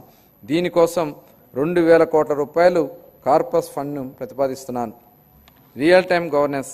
గత ప్రభుత్వం హయాంలో పారదర్శకత మరియు పాలనా సౌలభ్యం కొరవడ్డాయి. గూగుల్, టీసీఎస్, మోటా తదితర సంస్థలతో మా ప్రభుత్వం అవగాహన ఒప్పందాలను కుదుర్చుకుంది. ఆరోగ్య సంరక్షణతో పాటు వివిధ రంగాల్లో కృత్రిమ మేధస్సును ఉపయోగాన్ని వేగవంతం చేయడానికి గూగుల్ సంస్థతో కుదుర్చుకున్న అవగాహన ఒప్పందం రాష్ట్రంలో స్టార్టప్ వ్యవస్థను మద్దతునిస్తోంది. మోటాతో కుదుర్చుకున్న అవగాహన ఒప్పందం ద్వారా 159 సేవలతో వాట్సాప్ గ్రూప్ను ప్రారంభించడం జరిగింది. వాట్సాప్ గవర్నెన్స్తో వీలైనన్ని ఎక్కువ పౌర సేవలను అనుసంధానం చేసేందుకు మా ప్రభుత్వం ప్రయత్నిస్తోంది. తెలుగు భాషాభివృద్ధి. ఆంధ్ర భోజుడిగా ప్రస్తావించబడిన శ్రీకృష్ణదేవరాయల వారి అమూల్యమైన పలుకులను గుర్తు చేసుకుందాం. తెలుగు దేలయన్న దేశంబు తెలుగేను, తెలుగు వల్లంబుండు తెలుగుకొండ, ఎల్ల నృపుల గొలవ ఎరుగవే బాసుడ, దేశ భాషలందు తెలుగు లెస్స. గౌరవనీయులైన ముఖ్యమంత్రి గారు మార్గదర్శకంతో వచ్చే ఆర్థిక సంవత్సరంలో వినూత్న ఆలోచనలతో మా ప్రభుత్వం ముందడుగు వేస్తోంది. దశాబ్దాల నాటి గొప్ప సాహితీ సంప్రదాయాలను కలిగిన ప్రాచీన తెలుగు భాష ఒకటి. భారతీయ సంస్కృతి, సాహిత్యం మరియు కళలకు తమ రచనల ద్వారా పలువురు తెలుగు కవులు, రచయితలు మరియు పండితులు చేసిన సేవ ఎనలేనిది. మన రాష్ట్ర సంస్కృతికి వారసత్వాన్ని కాపాడడంలో మరియు ప్రచారం చేయడంలో తెలుగు భాషకున్న ప్రాముఖ్యతను మా ప్రభుత్వం గుర్తించింది. తెలుగు భాష అభివృద్ధి మరియు ప్రచారం కోసం 10 కోట్ల రూపాయలు కేటాయింపును ప్రతిపాదిస్తున్నాను. నవోదయం 2.0 అక్రమ మద్యం ఉత్పత్తిని నిర్మూలించడం కోసం 2016 సంవత్సరం అమలుపరచబడిన నవోదయం కార్యక్రమాన్ని విజయవంతమైంది. నేడు మన రాష్ట్రాన్ని అక్రమ మద్యం, మాదక ద్రవ్యాలు మరియు గంజాయి రహిత రాష్ట్రంగా మార్చాలనే ధ్యేయంతో మా ప్రభుత్వం నవోదయం 2.0 కార్యక్రమాన్ని ప్రారంభించింది. ఆల్కహాల్ డీ అడిక్షన్ కోసం పనిచేస్తున్న సుప్రసిద్ధ సంస్థలతో కలిసి మా ప్రభుత్వం వ్యసనాల బారిపడిన నుండి ప్రజలను, ముఖ్యంగా యువతను రక్షించడానికి అవగాహన కార్యక్రమాలు విస్తృతంగా చేపట్టనుంది. ఈ కార్యక్రమానికి 10 కోట్ల రూపాయలు కేటాయింపునకు ప్రతిపాదిస్తున్నాను. రతన్ టాటా ఇన్నోవేషన్ హబ్ను మా ప్రభుత్వం అమరావతిలో ఏర్పాటు చేయనుంది. దీని ద్వారా నూతన ఆవిష్కరణలను ప్రోత్సహించడం, పారిశ్రామిక వ్యవస్థలను ఏర్పాటు చేయడం మరియు స్టార్టప్లకు మార్గదర్శకంగా వహించడం జరుగుతుంది. ఈ హబ్ మరో 5 జోనల్ కేంద్రాలుగా అనుసంధానించబడుతోంది. ప్రతి కేంద్రానికి ఒక ప్రముఖ వ్యాపార సమూహం మద్దతు లభించడం వలన అభివృద్ధి చెందుతున్న రంగాల్లో సాంకేతికత మరియు నైపుణ్యాభివృద్ధి సులభతరం కానున్నాయి. కాలుష్య రహిత ఆంధ్రప్రదేశ్. దేశ రాజధాని ఢిల్లీలోని పరిస్థితిని చూస్తే కాలుష్య ప్రమాదం స్పష్టంగా కనిపిస్తోంది. మన రాష్ట్రం కాలుష్యం బారిన పడకుండా మా ప్రభుత్వం చర్యలు తీసుకుంటోంది. హరిత శక్తిని ప్రోత్సహించి మరియు రాష్ట్రంలో పచ్చదనాన్ని 50% పెంచడానికి మా ప్రభుత్వం కృషి చేస్తోంది. ఈ చర్యలతో మన రాష్ట్ర నెట్ జీరో ఎకానమీగా మార్చి చెందడానికి మా ప్రభుత్వం కృషి చేస్తోంది. ఆంధ్రప్రదేశ్ అకౌంటెంట్ జనరల్ వారి ఖరారు చేసిన ఆర్థిక లెక్కల ప్రకారం 2023-24 ఆర్థిక సంవత్సరానికి గాను రెవెన్యూ లోటు 38,682 కోట్ల రూపాయలు మరియు ద్రవ్య లోటు 62,719 కోట్ల రూపాయలుగా చెప్పడం జరుగుతోంది. రాష్ట్ర స్థూల దేశీయ ఉత్పత్తి జిఎస్డిపిలో రెవెన్యూ లోటు మరియు ద్రవ్య లోటు వరుసగా 2.72% గాను 4.41% గాను ఉన్నాయి. 2024-25 సవరించిన అంచనాల ప్రకారం 2024-25 ఆర్థిక సంవత్సరానికి రెవెన్యూ వ్యయం 2,24,342 కోట్ల రూపాయలు కాగా మూలధనం వ్యయం 24,072 కోట్ల రూపాయలు. 2024-25 ఆర్థిక సంవత్సరానికి రెవెన్యూ లోటు దాదాపు 48,311 కోట్ల రూపాయలు కాగా ఇదే కాలానికి ద్రవ్యలోటు దాదాపు 73,362 కోట్ల రూపాయలు. ఇవి రాష్ట్ర స్థూల దేశీయ ఉత్పత్తి GSDPలో వరుసగా 3.01% గాను మరియు 4.57% గాను ఉన్నాయి. 2025-26 బడ్జెట్ అంచనాలు 2025-26 ఆర్థిక సంవత్సరానికి నేను 3,22,359 కోట్ల రూపాయల వ్యయాన్ని ప్రతిపాదిస్తున్నాను. ఇందులో రెవెన్యూ వ్యయం కింద అంచనా 2,51,162 కోట్ల రూపాయలు మరియు మూలధనం వ్యయం అంచనా 40,635 కోట్ల రూపాయలు. ఇదే కాలానికి రెవెన్యూ లోటు 33,185 కోట్ల రూపాయలు మరియు ద్రవ్య లోటు 79,926 కోట్ల రూపాయలుగా ప్రతిపాదిస్తాను. రాష్ట్ర స్థూల దేశీయ ఉత్పత్తి GSDలో రెవెన్యూ లోటు 1.82% గాను మరియు ద్రవ్య లోటు 4.38% గాను ఉండవచ్చు. ముగింపు. గౌరవనీయ ముఖ్యమంత్రి శ్రీ నారా చంద్రబాబు నాయుడు గారి నాయకత్వంలో మన రాష్ట్రం ఆరోగ్యవంతమైన సుసంపన్నమైన మరియు సంతోషకరమైన సమాజ నిర్మాణ దిశగా ఒక నూతన శకానికి నాంది పలుకుతోంది. మా లక్ష్యం స్వర్ణాంధ్ర 2047 ఎంతో ఆశావహం. ఇది కష్టతరమైనప్పటికీ సాధ్యమే. గత ఏడాది నుండి మన రాష్ట్రంలో జరుగుతున్న ప్రగతిశీల పరివర్తన మనందరం ఆశావహంతో ఆత్మవిశ్వాసంతో గర్వంగా ముందుకు సాగడానికి కావాల్సిన ప్రోత్సాహం ఇస్తోంది. 1944లో సుభాష్ చంద్రబోస్ గారు భారత జాతీయ సైన్య సభ్యులతో ఇలా అన్నారు: నాకు రక్తాన్ని ఇవ్వండి, నేను మీకు స్వతంత్రాన్ని ఇస్తాను. దేశ స్వతంత్ర సాధనకు ఈ పిలుపు స్ఫూర్తినిచ్చింది. గొప్ప నాయకులు క్లిష్ట సమయంలో తమ ప్రజలను ఉత్తేజపరిచి ప్రజల భవిష్యత్తును వైపు నడిపిస్తారు. ఈ సందర్భంగా మహాకవి శ్రీశ్రీ గారి మాటలు గుర్తు చేసుకుందాం. నేను సైతం ప్రపంచాగ్నికి సమిధను ఒకటి ఆహుతి ఇచ్చాను, నేను సైతం విశ్వవృష్టికి అశ్రు ఒకటి దారపోశాను. ఇదే స్ఫూర్తితో గౌరవ ముఖ్యమంత్రి శ్రీ నారా చంద్రబాబు నాయుడు గారి నాయకత్వంలో నేను మీరు మనమందరం మన వంతు తోడ్పాట్లు అందించి స్వర్ణాంధ్రప్రదేశ్ లక్ష్య సాధనకు సహకారం చేసుకుందాం. ఈ మాటలు ఇప్పుడు మన రాష్ట్ర బడ్జెట్ గౌరవ సభను ఆమోదం కోసం ప్రతిపాదిస్తాను. జై ఆంధ్రప్రదేశ్, జై హింద్.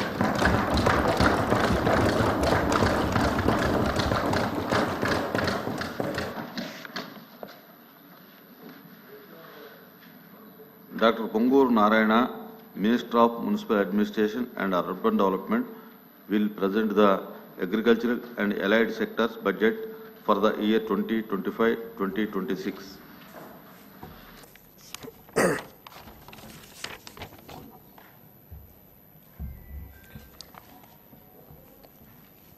గౌరవ సభాపతి, గౌరవ ముఖ్యమంత్రి వర్యులు, గౌరవ ఉప ముఖ్యమంత్రి వర్యులు, గౌరవ సహచర మంత్రివర్యులు మరియు గౌరవ సభ్యులందరికీ నా హృదయపూర్వక నమస్కారాలు.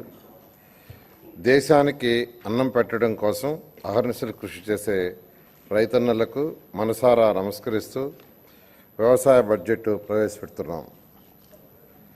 ఒక దేశం లేదా రాష్ట్ర అభివృద్ధికి దోహదపడే వ్యవసాయం యొక్క గొప్పతనం మరియు ప్రాముఖ్యత గురించి దిగవంతక వ్యవసాయ శాస్త్రవేత్త భారతరత్న డాక్టర్ ఎంఎస్ స్వామినాథన్ చెప్పిన మాటలు మొదటిగా మనం గుర్తు చేసుకుందాం. వ్యవసాయం మేధోపరంగా, సంతృప్తికరంగా మరియు లాభదాయకంగా మారితే అది ఉద్యోగ ఆధారిత ఆర్థిక వృద్ధిని ప్రేరేపిస్తుంది. వ్యవసాయం కుంటుపడితే మరే రంగం సరిగ్గా జరిగే అవకాశం ఉండదు. ఆ మహానీయుని మాటల్లో ప్రతి అక్షరం సత్యమని గ్రహించింది ఈ ప్రభుత్వం. అందుకే ప్రధాన వనరైన వ్యవసాయాన్ని ప్రాథమిక రంగంగా గుర్తించి దానిని పరిపుష్టి చేసి రైతులను స్థితివంతులుగా చూడాలని ఆకాంక్షిస్తూ స్వర్ణాంధ్ర 2047 లక్ష్యాన్ని సాధించే దిశగా అడుగులు వేస్తున్నాం. ఆధునిక టెక్నాలజీని ఉపయోగించి రైతులకు సాగు ఖర్చులు గణనీయంగా తగ్గించవాలని, ప్రకృతి వ్యవసాయం వైపు మళ్లాలని, అధిక ఆదాయ పంటల సాగుపై దృష్టి సారించాలని, ఎగుమతికి అనువైన మరియు సన్న వరి రకాల సాగును ప్రోత్సహించాలని మన ముఖ్యమంత్రి వర్యులు శ్రీ నారా చంద్రబాబు నాయుడు గారు దృఢ సంకల్పంతో ఉన్నారు. వికసిత భారత్ 2047కి అనుసంధానంగా మన రాష్ట్రాన్ని ప్రగతి పందంలో ముందుకు నడిపించి 2047 నాటికి $2.4 ట్రిలియన్ల ఆర్థిక వ్యవస్థగా మార్చాలని, ప్రజల తలసరి ఆదాయం $43,000 సాధించాలని ప్రభుత్వం లక్ష్యంగా పెట్టుకొని 10 మార్గనిర్దేశక సూత్రాలతో స్వర్ణాంధ్ర 2047 ప్రణాళిక రూపొందించింది. స్వర్ణాంధ్ర 2047 మార్గనిర్దేశిత 10 సూత్రాల్లో ఫార్మర్స్ అండ్ అగ్రిటెక్ అనే వ్యవసాయ రంగానికి సంబంధించిన సూత్రం.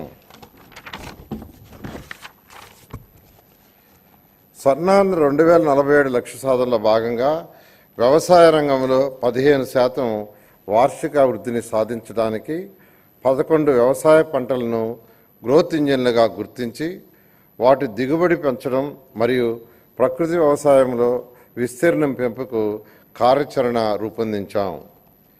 2024-25 సంవత్సరంలో ఏపీ జిఎస్డిపి మొదటి ముందస్తు అంచనాల ప్రకారం వ్యవసాయం జీవీఏ 57,187 కోట్లు, వ్యవసాయంలో వృద్ధి రేటు 22.8%గా నమోదైంది. గత ప్రభుత్వం భూసార పరీక్షలను పూర్తిగా విస్మరించింది. మన ప్రభుత్వం 2024-25లో సాయిల్ హెల్త్ ఫెర్టిలిటీ పథకం కింద 13.09 కోట్ల నిధుల ఖర్చుతో 4,30,000 భూసార పరీక్షా పత్రాలను రైతులకు అందించింది. అలాగే 2025-26లో 6 లక్షల భూసార పరీక్షా పత్రాలు రైతులకు అందించడానికి లక్ష్యంగా పెట్టుకున్నాం. 2014 నుండి 2019 వరకు అప్పటి మన ప్రభుత్వం రైతులు వారి పొలంలోని భూసారాన్ని సరిచేసుకొని మంచి దిగుబడి సాధించడానికి 3 లక్షల మెట్రిక్ టన్నుల జింకు, జిప్సం, బోరాన్ వంటి సూక్ష్మ పోషకాలను రాయితీతో రైతులకు అందించాం. 2019 నుండి 2024 వరకు గత ప్రభుత్వం సూక్ష్మ పోషకాల సరఫరా పూర్తిగా నిలిపేసింది. తిరిగి మన ప్రభుత్వం 2025-26 సంవత్సరంలో 5.98 లక్షల హెక్టార్ల విస్తీర్ణంలో రైతులకు రాయితీపై సూక్ష్మ పోషకాల పంపిణీ చేయడానికి నిర్ణయించాం. ప్రస్తుత భూసారాన్ని తెలుసుకోవడానికి వాడుతున్న సాంప్రదాయక వెట్ కెమిస్ట్రీ స్థానంలో డ్రై కెమిస్ట్రీ పద్ధతిని వినియోగంలోకి తీసుకురావడానికి చర్యలు తీసుకుంటున్నాం. 2024-25 సంవత్సరంలో 7.88 లక్షల క్వింటాల విత్తనాలను 268.32 కోట్ల రాయితీతో రైతు సేవా కేంద్రాలలో పంపిణీ చేశాం. గత ప్రభుత్వం చెల్లించకుండా బకాయి పెట్టిన 120 కోట్ల విత్తన రాయితీని ఈ ప్రభుత్వం చెల్లించింది. ఇంకనూ 100 కోట్లు చెల్లించబోతున్నాం. 2025-26 సంవత్సరానికి రాయితీ విత్తన పంపిణీకి 240 కోట్ల బడ్జెట్ను ప్రతిపాదించాం. 2024-25లో 35.87 లక్షల మెట్రిక్ టన్నుల ఎరువులను సహకార సంస్థలు, రైతు సేవా కేంద్రాలు, ప్రైవేటు వర్తకుల ద్వారా సరఫరా చేశాం. అలాగే 2025-26 సంవత్సరంలో రాష్ట్రానికి అవసరమైన 41.38 లక్షల మెట్రిక్ టన్నుల ఎరువుల సరఫరాకు చర్యలు తీసుకుంటున్నాం. 2025-26లో ఎరువుల కొరతను నివారించడానికి ఏపీ మార్క్ఫెడ్ ద్వారా 2 లక్షల మెట్రిక్ టన్నుల ఎరువులు బఫర్ స్టాకుల నిర్వహణకు 40 కోట్లు బడ్జెట్ను ప్రతిపాదించాం.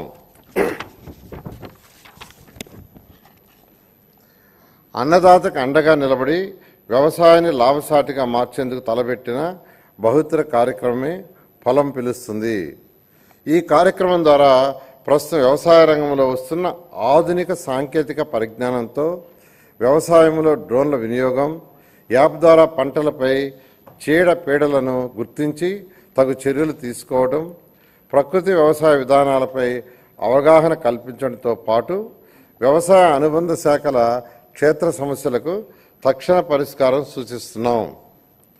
ఆంధ్రప్రదేశ్ ప్రజా భాగస్వామ్య ప్రకృతి వ్యవసాయం ద్వారా ఇప్పటికే 10.68 లక్షల కుటుంబాలకు 5 లక్షల హెక్టార్లలో ప్రకృతి వ్యవసాయాన్ని పాటిస్తున్నాయి. పీజీఎస్ ఇండియా ఆర్గానిక్ సర్టిఫికేట్ ద్వారా 4.76 లక్షల హెక్టార్లలో 10.38 లక్షల మంది రైతులకు ధృవీకరణ చేస్తున్నాం. కొత్తగా ప్రారంభించిన national mission on natural farming పథకం పరిధిలోకి 3,000 కొత్త గ్రామ పంచాయతీల్లోని 2,570 క్లస్టర్లను ప్రకృతి వ్యవసాయ పరిధిలోకి తీసుకురానున్నాం. 2025-26లో 7,116 గ్రామ పంచాయతీల్లో PMDSను 360 రోజులు గ్రీన్ కవర్, ఏడాది పొడవున ఆదాయాన్ని అందించే A grade and ATM models మొదలుగా రసాయన రహిత ప్రకృతి వ్యవసాయాన్ని చేయిస్తున్నాం. సర్టిఫికేషన్ మరియు ట్రేసబిలిటీ అమలు చేయడానికి చర్యలు తీసుకుంటున్నాం.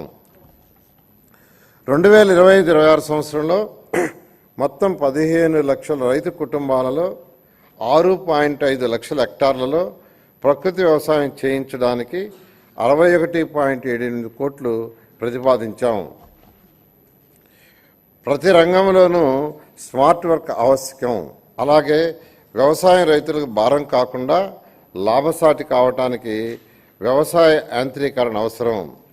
రైతుల కోరిక మేరకు 2024-25 సంవత్సరంలో 50% రాయితీపై 75 కోట్లు 80,000 రాయితీ నిధులతో చిన్న సన్నకారు రైతులకు వ్యవసాయ యంత్రాలు, పరికరాలు అందిస్తున్నాం. 2025-26 సంవత్సరంలో కూడా ఈ కార్యక్రమం కొనసాగిస్తూ 139.65 కోట్లు ప్రతిపాదించాం. 2024-25లో 70 కోట్ల నిధులతో 80% రాయితీపై 875 కిసాన్ డ్రోన్ వ్యవసాయ యాంత్రీకరణ కేంద్రాలు ఏర్పాటు చేస్తున్నాం. 2025-26లో 1000 డ్రోన్లతో కూడిన వ్యవసాయ యాంత్రీకరణ కేంద్రాల ఏర్పాటుకు 80 కోట్ల రాయితీ నిధులతో ప్రణాళిక రూపొందించాం.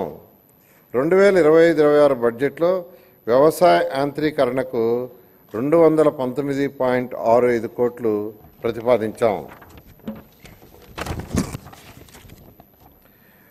రైతులకు సాంకేతికంగా మేలైన యాజమాన్య పద్ధతులు చేపట్టడానికి స్మార్ట్ అగ్రికల్చర్ మరియు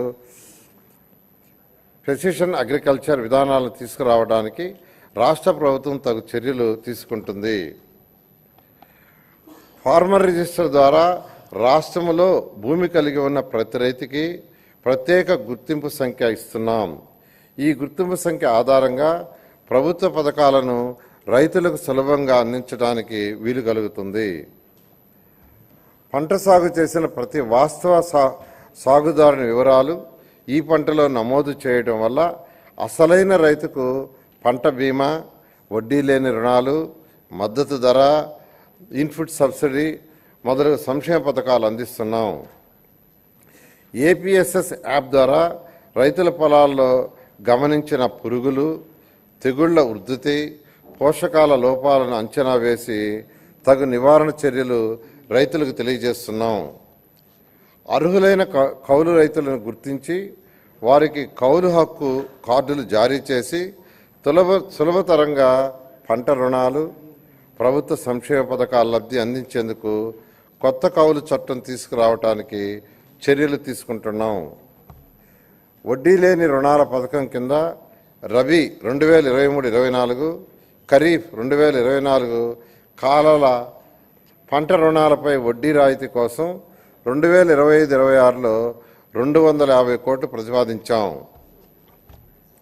సూపర్ 6లో భాగంగా అన్నదాత సుఖీభవ, PM కిసాన్ పథకంలో రైతులకు రాష్ట్ర ప్రభుత్వం సాయం 14,000, కేంద్ర ప్రభుత్వం సాయం 6,000తో కలిపి సంవత్సరానికి మొత్తం 20,000 చొప్పున సాగు చేసే భూ యజమానులకు అందించడం జరుగుతుంది.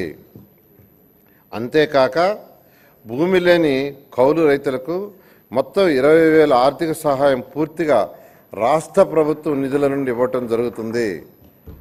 అన్నదాత సుఖీభవ, PM కిసాన్ పథకం అమలుకు 2025-26 బడ్జెట్లో 9,400 కోట్లు ప్రతిపాదించడం జరిగింది. ఖరీఫ్ 2024లో ఈ పంట డేటా ఆధారంగా ఉచిత పంటల బీమా అమలు చేయగా 2024-25 రబీ పంట కాలం నుంచి స్వచ్ఛంద నమోదు విధానాన్ని పునరుద్ధరించి తక్కువ ప్రీమియంతో రైతులు బీమాలో చేరే అవకాశం కల్పించాం. ఖరీఫ్ 2024లో 22 పంటలు, రబీ 24-25లో 15 పంటలు నోటిఫై చేయబడ్డాయి.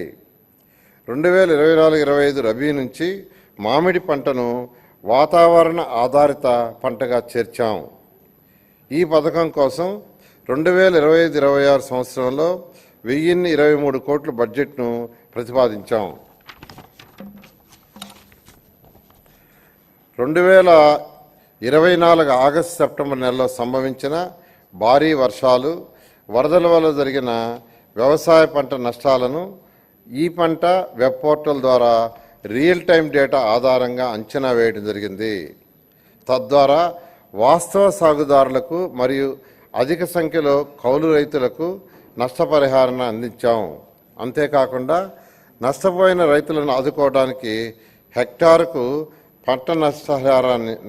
పంట నష్టపరిహారాన్ని పెంచడం జరిగింది. ఈ మేరకు పెంచిన సాయంతో 1.85 లక్షల మంది రైతులకు 20 రోజుల్లోనే 284.56 కోట్ల ఇన్పుట్ సబ్సిడీని నేరుగా వారి ఖాతాలకు బదిలీ చేయడం జరిగింది. రైతు సంక్షేమానికి, రాష్ట్ర ఆర్థిక ప్రగతికి కీలకంగా నిలుస్తున్న వ్యవసాయ శాఖకు 2025-26 వార్షిక బడ్జెట్లో మొత్తం 12,401.58 కోట్లు ప్రతిపాదిస్తున్నాం. ఉద్యాన శాఖ రంగంలో పెట్టుబడులు పెట్టడం అంటే రాష్ట్ర భవిష్యత్తుకు పెట్టుబడి పెట్టడమే అన్న గౌరవనీయ ముఖ్యమంత్రి గారి ఆలోచనలకు అనుగుణంగా రైతులు మెరుగైన ఆదాయం పొందడానికి ఉద్యాన పంటల ఉత్పత్తి, ఉత్పాదకత, నాణ్యతను పెంచే లక్ష్యంతో ఉద్యాన శాఖను ప్రాధాన్యత కలిగినదిగా ప్రభుత్వం గుర్తించింది. రాష్ట్రంలో ఉద్యాన పంటలు 45.57 లక్షల ఎకరాల సాగుతో 365.92 మెట్రిక్ టన్నుల ఉత్పత్తి నమోదైంది. దేశ పండ్ల ఉత్పత్తిలో రాష్ట్రం 16% వాటాతో ప్రథమ స్థానంలో నిలిచింది. ఆంధ్రప్రదేశ్ రాష్ట్ర జిఎస్డిపిలో 2024-25 మొదటి అంచనా ప్రకారం వ్యవసాయ రంగం జీవీఏ 5,19,485 కోట్లు కాగా అందులో ఉద్యాన శాఖ 1,52,950 కోట్లు అందించింది. అనగా వ్యవసాయ రంగం జీవీఏలో ఉద్యాన రంగం వాటా 29.44%. దేశంలోనే అత్యుత్తమ 15 జిల్లాల్లో 6 జిల్లాలు ప్రకాశం, అనంతపురం, వైఎస్ఆర్, అన్నమయ్య, శ్రీ సత్సాయి, కర్నూలు ఆంధ్రప్రదేశ్కి చెందినవిగా కావటం గర్వించదగ్గ విషయం. 2024-25 సంవత్సరంలో 2.12 లక్షల ఎకరాలలో సూక్ష్మ సేద్యం అమలు చేసి 80,080 మంది రైతులకు లబ్ధి చేకూర్చడం జరిగింది. మన రాష్ట్రంలో ఆయిల్ ఫామ్ విస్తీర్ణం 5.67 లక్షల ఎకరాలలో ఉత్పత్తి, ఉత్పాదకతలో దేశంలోనే మొదటి స్థానంలో ఉంది. 2024-25 సంవత్సరంలో 42,620 ఎకరాల్లో ఆయిల్ ఫామ్ తోటల సాగు చేపట్టగా 16,985 మంది రైతులకు లబ్ధి చేకూరింది. 2024-25లో సమీకృత ఉద్యాన అభివృద్ధి పథకం కింద పంట కోత అనంతరం నష్టాలను నివారించడానికి 590 ప్యాక్ హౌసులు, రైఫినింగ్ ఛాంబర్స్, కలెక్షన్ సెంటర్లు, కోల్డ్ రూములు మంజూరు చేశాం. 2024లో సంభవించిన వివిధ విపత్తుల్లో నష్టపోయిన 27,436 మంది ఉద్యాన రైతులకు 43.70 కోట్ల ఇన్పుట్ సబ్సిడీని అతి తక్కువ సమయంలో విడుదల చేశాం. గత ప్రభుత్వ హయాంలో మే 2024లో సంభవించిన వడగండ్ల వాన, అధిక వర్షాలకు నష్టపోయిన ఉద్యాన పంటలకు 4.31 కోట్లు జనవరి 2025లో విడుదల చేశాం. మైక్రో ఇరిగేషన్ కంపెనీలకు చెల్లించవలసిన బకాయిలు 1166.99 కోట్లలో 452.55 కోట్లు ఈ సంవత్సరం విడుదల చేశాం. పామాయిల్ రైతులకు, కంపెనీలకు చెల్లించవలసిన బకాయిలు 238.90 కోట్లలో 29.42 కోట్లు విడుదల చేశాం. ఎంఐడిహెచ్ పథకంలో చెల్లించవలసిన 93.54 కోట్లలో 33.33 కోట్లు విడుదల చేశాం. స్వర్ణాంధ్ర 2047 కింద అధిక జీవీఏ సమకూర్చే 11 ఉద్యాన పంటలను క్లస్టర్ విధానంలో ప్రోత్సహించుటకు ప్రణాళిక చేశాం. ప్రతి సంవత్సరం వృద్ధి రేటు 15% పైబడి వచ్చేట్లుగా పంటలను, క్లస్టర్లను ఎంపిక చేసుకున్నాం. ఈ క్లస్టర్లకు జాతీయ ఉద్యాన బోర్డు నుండి ప్రత్యేక నిధుల కేటాయింపునకు ప్రాజెక్టుల రూపకల్పన చేస్తున్నాం. అనంతపురం అరటి క్లస్టర్ అభివృద్ధికి చేపట్టవలసిన కార్యక్రమాలకు సంబంధించి ఏజెన్సీల ఎంపికల కొరకు ప్రతిపాదనలు కోరడమైనది. ఇదే తరహాలో మిగిలిన పంటలకు కూడా క్లస్టర్ ప్రతిపాదనలు తయారు చేసి కేంద్ర ప్రభుత్వానికి నివేదించడం జరుగుతుంది. ఇందులో భాగంగా చిత్తూరు, అన్నమయ్య, తిరుపతి జిల్లాల్లో మామిడి క్లస్టర్, శ్రీకాకుళం, ఏఎస్ఆర్, మన్యం జిల్లాల్లో జీడి మామిడి క్లస్టర్, శ్రీకాకుళం, తూర్పుగోదావరి, కోనసీమ జిల్లాల్లో కొబ్బరి క్లస్టర్, ఏలూరు, తూర్పుగోదావరి జిల్లాలో పామాయిల్, కోకో క్లస్టర్, గుంటూరు, ప్రకాశం జిల్లాల్లో మిరప క్లస్టర్ అభివృద్ధికి ప్రతిపాదనలు తయారు చేయడమైనది. ఆంధ్రప్రదేశ్ లోగోతో రిఫ్రిజిరేటెడ్ వ్యాగన్లు కలిగిన 8 రైళ్లు తాడిపత్రి నుంచి అరటి గెలలను ముంబై పోర్టు ద్వారా మిడిల్ ఈస్ట్ దేశాలకు ఎగుమతి చేశాం. కుప్పం సెంటర్ ఆఫ్ ఎక్సలెన్స్ ద్వారా 3,36,500 కూరగాయల మొక్కలు ఉత్పత్తి చేసి రైతులకు అందుబాటులో ఉంచాం. పల్నాడు జిల్లా నకరికల్లు మండలం గుండ్లపల్లిలో 7.06 కోట్లతో కూరగాయలు, సుగంధ ద్రవ్యాలతో 2వ సెంటర్ ఆఫ్ ఎక్సలెన్స్ ఏర్పాటు చేశాం. ఉద్యాన శాఖలో రాష్ట్ర ప్రభుత్వం మరియు డిసిసిడి సమన్వయంతో కోకో సమావేశాన్ని అక్టోబర్ 16, 2024 విజయవాడలో నిర్వహించి భారతదేశంలో కోకో పంట అభివృద్ధికి సంబంధించిన ఊహలపై చర్చించడం జరిగింది.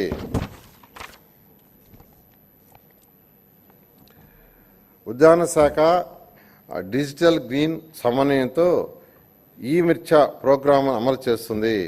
ఈ పద్ధతిని టమేటా, పసుపు పంటలకు విస్తరిస్తున్నాం.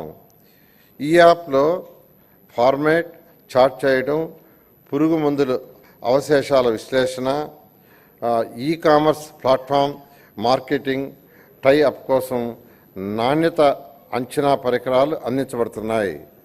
ఆయిల్ ఫామ్ తోటల జియో ట్యాగింగ్, ఫెన్సింగ్ కోసం మొబైల్ యాప్లు, డ్రోన్, శాటిలైట్ టెక్నాలజీని వినియోగించడం జరుగుతుంది. ఈ టెక్నాలజీలను ఇతర పంటలకు కూడా ఉపయోగించుకోవడానికి ప్రతిపాదనలు తయారు చేశాం. 2025-26 సంవత్సరానికి ఉద్యాన శాఖ ప్రతిపాదనలు. రాష్ట్రీయ కృషి వికాస్ యోజన పథకం కింద 3.75 లక్షల ఎకరాలను సూక్ష్మ సేద్యం కిందకు తీసుకురావడానికి 500 కోట్లు ప్రతిపాదించాం. ఎంఐడిహెచ్ పథకం కింద సాంప్రదాయ వ్యవసాయ పంటల నుండి 1.5 లక్షల ఎకరాలు వాణిజ్య, ఉద్యాన పంటల కిందకు తీసుకురావడానికి పోస్ట్ హార్వెస్ట్ ఇన్ఫ్రాస్ట్రక్చర్ కొరకు 179 కోట్లు ప్రతిపాదించాం. National mission on edible oil palm పథకం ద్వారా 78,800 ఎకరాలలో పామాయిల్ తోటల సాగుకు 179 కోట్లు ప్రతిపాదించాం. ఆగ్రోఫారెస్ట్రీ కింద నాణ్యమైన మొక్కలు పెంచడానికి 15.06 కోట్లు ప్రతిపాదించాం. జాతీయ వెదురు మిషన్ పథకం ద్వారా వెదురు అభివృద్ధికి 2.50 కోట్లు ప్రతిపాదించాం. ఉద్యాన రంగం మన గ్రామ ఆర్థిక వ్యవస్థను బలపరిచేందుకు, పేదరికాన్ని తగ్గించేందుకు, సుస్థిర అభివృద్ధిని సాధించేందుకు ఎంతగానో సహాయపడగలదు. మన భూమిలో పెట్టుబడులు పెట్టడం అంటే మన రాబోయే తరం అభివృద్ధికి పెట్టుబడి పెట్టడమే అన్న మన ముఖ్యమంత్రి గారి ఆలోచనలకు అనుగుణంగా ఉద్యాన శాఖ బడ్జెట్ రూపకల్పన చేశాం. 2025-26 సంవత్సరానికి ఉద్యాన శాఖకు 930.88 కోట్లు బడ్జెట్ను ప్రతిపాదించాం. పట్టు పరిశ్రమ శాఖ దేశంలో సాంప్రదాయ పట్టు పరిశ్రమను చేపట్టే కొన్ని రాష్ట్రాల్లో ఆంధ్రప్రదేశ్ ఒకటి. పట్టు ఉత్పత్తిలో దేశంలో మనది 2వ రాష్ట్రం కాగా కేంద్ర ప్రభుత్వంచే ఉత్తమ బై వోల్టన్ ఉత్పత్తి చేయు రాష్ట్రంగా అవార్డు కూడా పొందింది. చిత్తూరు జిల్లా కుప్పం, శ్రీ సత్యసాయి జిల్లా హిందూపురం మరియు కాకినాడ జిల్లా చేబ్రోలులో లీఫ్ టు క్లాత్ ప్రాజెక్టును ప్రారంభించడానికి ప్రతిపాదనలు రూపొందించాం. 2025-26 సంవత్సరానికి పట్టు పరిశ్రమ అభివృద్ధి కోసం 96.22 కోట్లు బడ్జెట్ను ప్రతిపాదించాం. వ్యవసాయ మార్కెటింగ్ శాఖ 2024-25 సంవత్సరంలో ఇప్పటివరకు రాష్ట్రంలోని 33 ఈనా మార్కెట్ల ద్వారా 7,452.5 కోట్ల విలువ చేసే 10.84 లక్షల మెట్రిక్ టన్నుల వాణిజ్యం జరిగింది. రాష్ట్రంలో మొత్తం 124 రైతు బజార్లు ఉన్నాయి. మరో 21 రైతు బజార్లు పనులు వివిధ దశల్లో పురోగతిలో ఉన్నవి. రాష్ట్రంలో గతంలో నిరుపయోగంగా ఉన్న 15 మొబైల్ రైతు బజార్లను ఉపయోగంలోకి తీసుకొచ్చాం. రైతు బజార్ల ఆధునీకరణ, కొత్త మోడల్ ఇంటిగ్రేటెడ్ రైతు బజార్ల కోసం మరియు మార్కెటింగ్ శాఖలో అన్ని కార్యకలాపాల్లో పారదర్శకతను పెంపొందించడానికి ఎండ్ టు ఎండ్ డిజిటలైజేషన్ కోసం ప్రభుత్వానికి ప్రతిపాదన సమర్పించడమైంది. ధరల నియంత్రణలో భాగంగా మార్కెట్ ఇంటర్వెన్షన్ ద్వారా జూన్ నుండి అక్టోబర్ 2024 వరకు టమేటా ధరలు పెరిగినప్పుడు వినియోగదారులకు సరసమైన ధరకు అందించడానికి రైతుల నుండి 753 మెట్రిక్ టన్నులు సేకరించి రాష్ట్రంలోని రైతు బజార్ల ద్వారా అమ్మడం జరిగింది. మార్కెట్ జోక్యాన్ని అందించడానికి ధరల స్థిరీకరణ నిధి ఏర్పాటు కోసం 2025-26 సంవత్సరంలో 300 కోట్లు బడ్జెట్ను ప్రతిపాదించాం. ధరల పతనమైన సందర్భంలో మిర్చి రైతులను ఆదుకోవటానికి గౌరవ ముఖ్యమంత్రి వర్యులు చేసిన అవిరళ కృషి ఫలించింది. మిర్చి పంటకు మార్కెట్ ఇంటర్వెన్షన్ స్కీమ్ కింద 1 క్వింటాలకు ఎంఐపి ధర 11,781.25 రూపాయలుగా కేంద్ర ప్రభుత్వం నిర్ణయించింది. ఎంఐపి ధర కన్నా మార్కెట్ ధర పతనమైన సందర్భంలో వ్యత్యాస ధాన్యాన్ని కేంద్ర రాష్ట్ర ప్రభుత్వాలు 50:50 నిష్పత్తిలో రైతులకు చెల్లించాల్సి ఉంది. మిర్చి రైతులను ఆదుకునేందుకు గౌరవ ముఖ్యమంత్రి వారు చేసిన కృషికి ఈ సందర్భంగా ప్రత్యేక ధన్యవాదాలు తెలియపరుచుతున్నాను. ధాన్యం కొనుగోలుకు సంబంధించి 1,674.47 కోట్లు గత ప్రభుత్వం బకాయిలను మా ప్రభుత్వం జూలై 2024లో రైతులకు చెల్లించడం జరిగింది. 2024 ఖరీఫ్ సీజన్కు సంబంధించి ధాన్యం కొనుగోళ్లను ఇప్పటి వరకు 5,31,987 రైతుల నుండి 33,32,014 మెట్రిక్ టన్నుల ధాన్యాన్ని సేకరించి 7,674.99 కోట్లు చెల్లించడం జరిగింది. పై మొత్తంలో కేవలం 24 గంటల లోపల 6,726.93 కోట్లను, 24 గంటల నుంచి 48 గంటల లోపల మిగిలిన 948.06 కోట్లను చెల్లించామని గర్వంగా చెప్పదలుచుకున్నాము. 2025-26 సంవత్సరానికి మార్కెటింగ్ శాఖకు 315.32 కోట్లు బడ్జెట్ను ప్రతిపాదిస్తున్నాం. సహకార శాఖ దేశంలో సహకార ఉద్యమాన్ని బలోపేతం చేసేందుకు కేంద్ర ప్రభుత్వంతో పాటు రాష్ట్ర ప్రభుత్వం కూడా సహకార సే సమృద్ధి కార్యక్రమాలు చేపట్టింది. 46.2 కోట్లతో 2037 ప్రాథమిక వ్యవసాయ సహకార సంఘాలు బలోపేతం చేయడానికి కేంద్ర ప్రాయోజిత పథకం కింద పిఎస్సిఎస్లను డిజిటలైజేషన్ చేస్తున్నాము. ఏప్రిల్ 1, 2025 నుండి రాష్ట్రంలో అన్ని పిఎస్సిఎస్లు ఈపిఎస్సిఎస్లుగా మార్పు చెంది వాటి లావాదేవీలు ఆన్లైన్లో జరుగుతాయి. వ్యవసాయ మౌలిక సదుపాయాల నిధి కింద నాబార్డ్ రీఫైనాన్స్ సహాయంతో పిఎస్సిఎస్లను రైతు సేవా కేంద్రాల స్థాయిలో బహుళ ప్రయోజన సౌకర్య కేంద్రాలుగా మార్చుతున్నాం. సమీకృత సహకార అభివృద్ధి ప్రాజెక్టు కింద కొత్తగా 15 గోడౌన్లు కార్యాలయ భవనాలను నిర్మించగా పిఎస్సిఎస్లు ఆ భవనాలను వినియోగిస్తున్నాయి. కేంద్ర ప్రాయోజిత పథకం కింద రాష్ట్రంలోని సహకార సంఘాల రిజిస్ట్రేషన్ కార్యాలయాల కంప్యూటీకరణ చేయబడతాయి. ఐక్యరాజ్య సమితి 2025ని అంతర్జాతీయ సహకార సంవత్సరంగా ప్రకటించింది. 2025-26 సంవత్సరానికి సహకార శాఖకు 239.85 కోట్లు బడ్జెట్ను ప్రతిపాదిస్తున్నాం.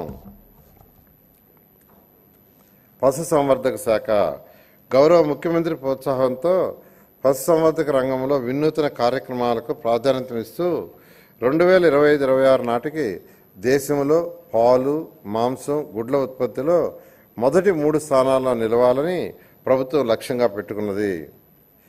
దేశవ్యాప్త కృత్రిమ గర్భధారణ కార్యక్రమం కింద 34.88 లక్షల కృత్రిమ గర్భధారణ ప్రక్రియలు పూర్తయ్యాయి. పశువులకు, కోళ్లకు 9 కోట్లకు పైగా వ్యాక్సిన్లు చేయబడ్డాయి. 340 మొబైల్ వెటర్నరీ అంబులేటరీ క్లినిక్స్ ద్వారా రైతుల ఇంటి వద్ద 6.36 లక్షల పశువులకు చికిత్స అందించాం. 1.34 లక్షల పశు కిసాన్ క్రెడిట్ కార్డులు జారీ చేయబడ్డాయి. ఎంజీఎన్ఆర్ఈజీఎస్ కింద 13,376 గోకులాలు నిర్మించబడ్డాయి. 1,277 ఎకరాల్లో బహువార్షిక పశుగ్రాస క్షేత్రాలను అందుబాటులోకి తెచ్చాం. గోకులం పథకం ద్వారా ఎంజీఎన్ఆర్ఈజీఎస్ నిధులతో పశువులకు ఆశ్రయం కల్పించలేని ఎస్సీ, ఎస్టీ, బీపీఎల్ కుటుంబాలకు చెందిన పశు పోషకులకు 90% రాయితీపై పశువుల షెడ్ల నిర్మాణం చేపట్టడానికి, 70% రాయితీపై గొర్రెలు, మేకలు, కోళ్ల షెడ్లు చేపట్టడానికి 50,000 గోకులాలు నిర్మించాలని ప్రతిపాదించాం. పశుదాణ, పశుగ్రాసాల లభ్యతను పశువులలో ఉత్పాదకను పెంచడానికి రాయితీపై సైలేజ్ గడ్డి, టీఎంఆర్, పశుదాణ, పశుగ్రాస విత్తనాల సరఫరాకు ప్రణాళికలు రూపొందించాం. 2024-25లో పశువులను కోల్పోయిన రైతులకు పరిహారంగా 119 కోట్ల పాత బకాయిలు చెల్లించామని చెప్పుకోవడానికి సంతోషిస్తున్నాం. 2025-26 పశువులు, జీవాలు, పందులు మరణిస్తే ఎస్సీ, ఎస్టీ, బీపీఎల్ కుటుంబాలకు పశు బీమా పథకం కింద చెల్లించవలసిన ప్రీమియంలో 80% రాయితీ, అదే ఏపీఎల్ అయితే 50% రాయితీ ఇస్తాం.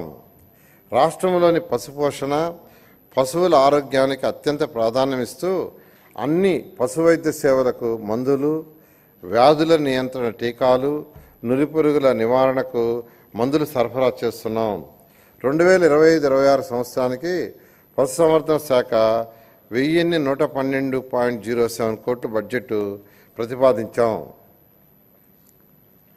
పాడి పరిశ్రమ అభివృద్ధి రాష్ట్రంలో 55,607 అంగన్వాడీ కేంద్రాలలో 85 లక్షల లీటర్ల యూహెచ్టీ పాలను సరఫరా చేస్తున్నాం.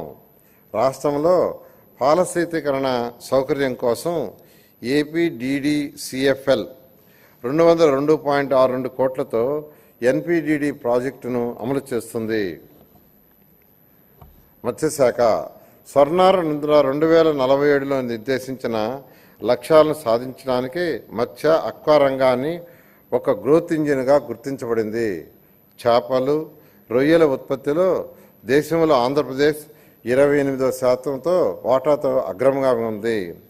ఈ రంగం రాష్ట్ర జీవీఏకి 7.6%, వ్యవసాయ జీవీఏకి 22.23% అందిస్తుంది. దేశ సముద్ర మత్స్య ఉత్పత్తుల ఎగుమతుల విలువల్లో 19,420 కోట్లతో రాష్ట్రానిదే అగ్రస్థానం. మత్స్యకారుల జీవనోపాధి పెంచడానికి ప్రభుత్వం జీవో 217 రద్దు చేసింది. చేపల ఉత్పత్తిని పెంచడానికి, మత్స్యకారుల ఆదాయాన్ని పెంపొందించడానికి 552 లక్షల చేప పిల్లలను ప్రభుత్వ నీటి వనరులలో విడుదల చేశాం. మత్స్యకారుల నిఘా, భద్రత, టూవే కమ్యూనికేషన్ ఏర్పాటు చేయడానికి 1245 కమ్యూనికేషన్ ట్రాకింగ్ పరికరాలు, ట్రాన్స్పాండర్స్ను పడవల్లో అమర్చబడ్డాయి. పులికాట్ సరస్సుల్లోని 20,000 మత్స్యకారుల కుటుంబాల ప్రయోజనం కోసం తిరుపతి జిల్లా వాకాడు మండలం రాయదరువు గ్రామం వద్ద సముద్ర ముఖద్వారం తెరవటం కోసం 97.09 కోట్లతో పనులు చేపట్టనున్నాం.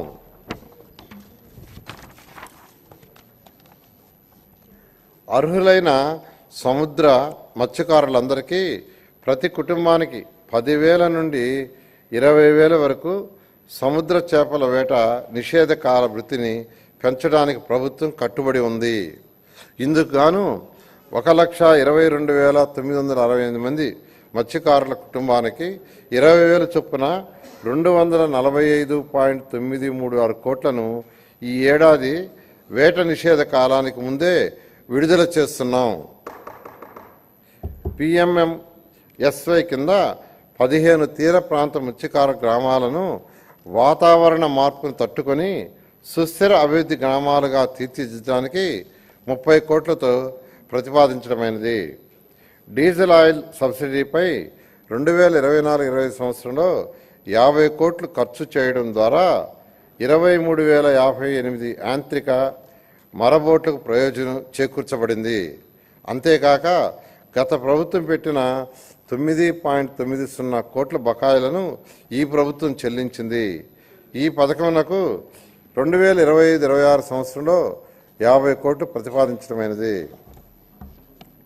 గత ప్రభుత్వ హయాంలో 63 మంది మత్స్యకారులు చేపల వేటలో ప్రమాదవశాత్తు మరణించగా వారి కుటుంబాలకు బకాయి పడిన 3.15 కోట్ల ఎక్స్గ్రేషియా ఈ ప్రభుత్వం చెల్లించడమైనది. 2025-26 గాను 8 కోట్లు ప్రతిపాదించడమైనది. ప్రభుత్వం చేసిన వాగ్దానం ప్రకారం అక్వాకల్చర్ రైతులకు వారి ఉత్పత్తి వ్యయాన్ని తగ్గించడానికి 1.50 పైసలు పర్ యూనిట్ చొప్పున విద్యుత్ సరఫరా చేయబడుతుంది. అక్వా అండ్ నాన్ అక్వా జోన్లలో అర్హత కలిగిన 68,134 అక్వా సర్వీస్ కనెక్షన్లకు ఈ సదుపాయం విస్తరించుటకు చర్యలు చేపడుతున్నాం. 2026 సంవత్సరం నుండి అమెరికా మరియు ఐరోపా దేశాలకు నిరంతరాయంగా అక్వా ఎగుమతులు కొనసాగించుటకు ట్రేసబిలిటీ మరియు సర్టిఫికేషన్ తప్పనిసరి అయినందున రాష్ట్రంలో అక్వా సాగు చేయు రైతులందరికీ రిజిస్ట్రేషన్ చేయించుకోవడానికి ప్రభుత్వ రంగ అవసరమైన చర్యలు చేపడుతున్నాం. PMMSY కింద గత ప్రభుత్వ కాలంలో బాపట్ల జిల్లాలో నిజాంపట్నం మండలం పరసవానిపాలెంలో 88.08 కోట్లతో మంజూరైన ఇంటిగ్రేటెడ్ అక్వా పార్క్ ఏర్పాటుకు కావలసిన భూమి కేటాయించడంలో జాప్యం కారణంగా నిలిచిపోగా మా ప్రభుత్వం చొరవ తీసుకొని ఈ ప్రాజెక్టు ఏర్పాటుకు అవసరమైన అన్ని చర్యలు తీసుకుంటున్నాం.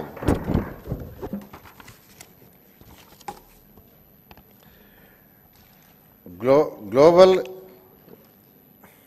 ఎన్విరాన్మెంట్ ఫెసిలిటీ FAO ప్రాజెక్ట్ కింద 113 కోట్ల నిధులు మంజూరైనవి. ఈ ప్రాజెక్టును రాష్ట్రంలో అక్వా సాగు అధికంగా ఉన్న 7 జిల్లాల్లో శ్రీకాకుళం, కాకినాడ, కోనసీమ, ఏలూరు, బాపట్ల, నెల్లూరులో అమలు చేయబడుతుంది. గత ప్రభుత్వంలో మత్స్యకారులకు ఫిషరీస్ డెవలప్మెంట్ పథకం కింద ఎటువంటి లబ్ధి చేకూరే పరికరాలు సరఫరా చేయలేదు.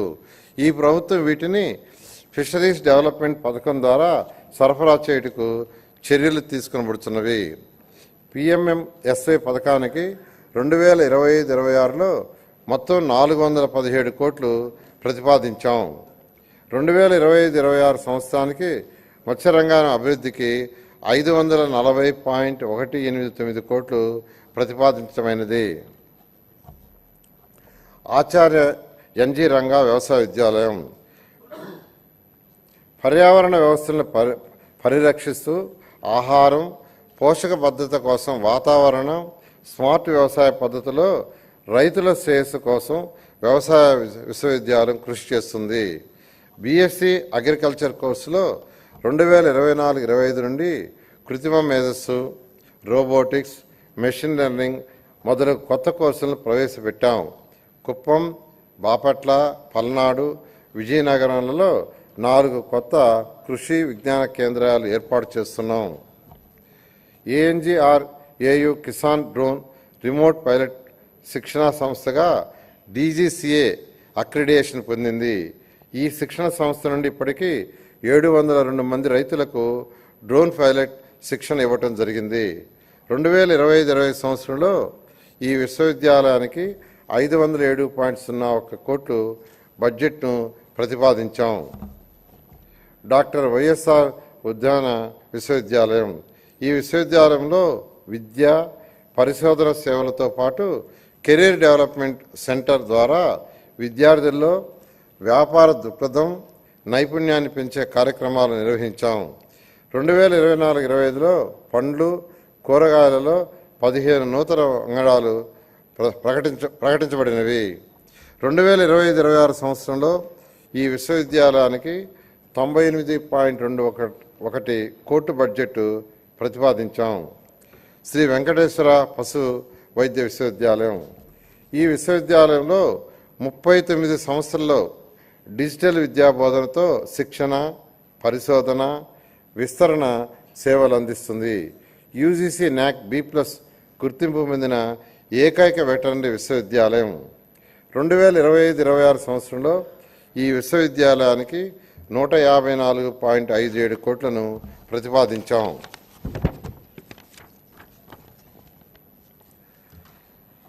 కొత్తగా ఏర్పాటైన ఏపీ ఫిషరీస్ యూనివర్సిటీలో మౌలిక వసతులు, ఫ్యాకల్టీని బలోపేతం చేసేందుకు 2025-26 ఆర్థిక సంవత్సరానికి 38 కోట్ల బడ్జెట్ను ఆంధ్రప్రదేశ్ మత్స్య విశ్వవిద్యాలయానికి ప్రతిపాదించడం జరిగింది. ఉచిత వ్యవసాయ విద్యుత్ పథకం రైతులకు 9 గంటలు ఉచిత విద్యుత్ సరఫరాకు మన ప్రభుత్వం కట్టుబడి ఉంది. అదేవిధంగా అక్వా రైతులకు గతంలో విద్యుత్ యూనిట్ ధర 3.85 పైసలు ఉండగా మన ప్రభుత్వం రాయితీపై 1.50 యూనిట్ ధరతో విద్యుత్ సరఫరా చేస్తుంది. 2025-26 సంవత్సరానికి ఈ 2 పథకాల అమలు కోసం 12,773.25 కోట్లు ప్రతిపాదించడమైనది. వ్యవసాయానికి ఉపాధి హామీ అనుసంధానం 2024-25లో వ్యవసాయ అనుబంధ వ్యవసాయేతర పనులకు మొత్తం 764 లక్షల మందికి పని దినాలు కల్పించబడ్డాయి. 2025-26 బడ్జెట్లో ఉపాధి హామీ పథకం కింద వ్యవసాయ అనుబంధ కార్యక్రమాల కోసం 6,026.87 కోట్లు ప్రతిపాదించాం. NTR జలసిరి 2025-26 సంవత్సరంలో 6,667 బోర్లను ఉచితంగా వేయడానికి మరియు 10,000 మోటార్లు ఉచిత పంపిణీకి ప్రతిపాదించాం. తద్వారా 33,000 ఎకరాల అదనంగా సాగులోకి తీసుకురావటం వల్ల 10,000 మంది రైతులకు లబ్ధి కలుగుతుంది. 2025-26లో NTR జలసిరి అమలుకు బడ్జెట్లో 50,000 కోట్లను ప్రతిపాదిస్తున్నాం. నీటి వనరుల శాఖ. వ్యవసాయానికి అత్యవసరమైనది సాగునీరు. గత ప్రభుత్వం నీటిపారుదల రంగాన్ని పూర్తి స్థాయిలో నిర్లక్ష్యం చేయటం వలన వ్యవసాయం దెబ్బతిన్నది. మన ప్రభుత్వం సాగునీటి పారుదల ప్రాజెక్టుల నిర్వహణకు అధిక ప్రాధాన్యం ఇస్తూ 2025-26 సంవత్సరంలో 12,903.41 కోట్లు ప్రతిపాదిస్తున్నాం. ఇది మంచి ప్రభుత్వం, ప్రజల మేలు కోరే ప్రభుత్వం. రాష్ట్ర ప్రభుత్వం తరపున వ్యవసాయ మరియు అనుబంధ శాఖల బడ్జెట్ 2025-26 సంవత్సరానికి గాను మొత్తం 48,341.14 కోట్లను ప్రతిపాదిస్తున్నాను. 2025-26 బడ్జెట్ను సభ ఆమోదం కోసం సమర్పించడమైనది. Thank you. The House is urged to meet again at 10 p.m. AM on Monday, the 3rd day of March 2025.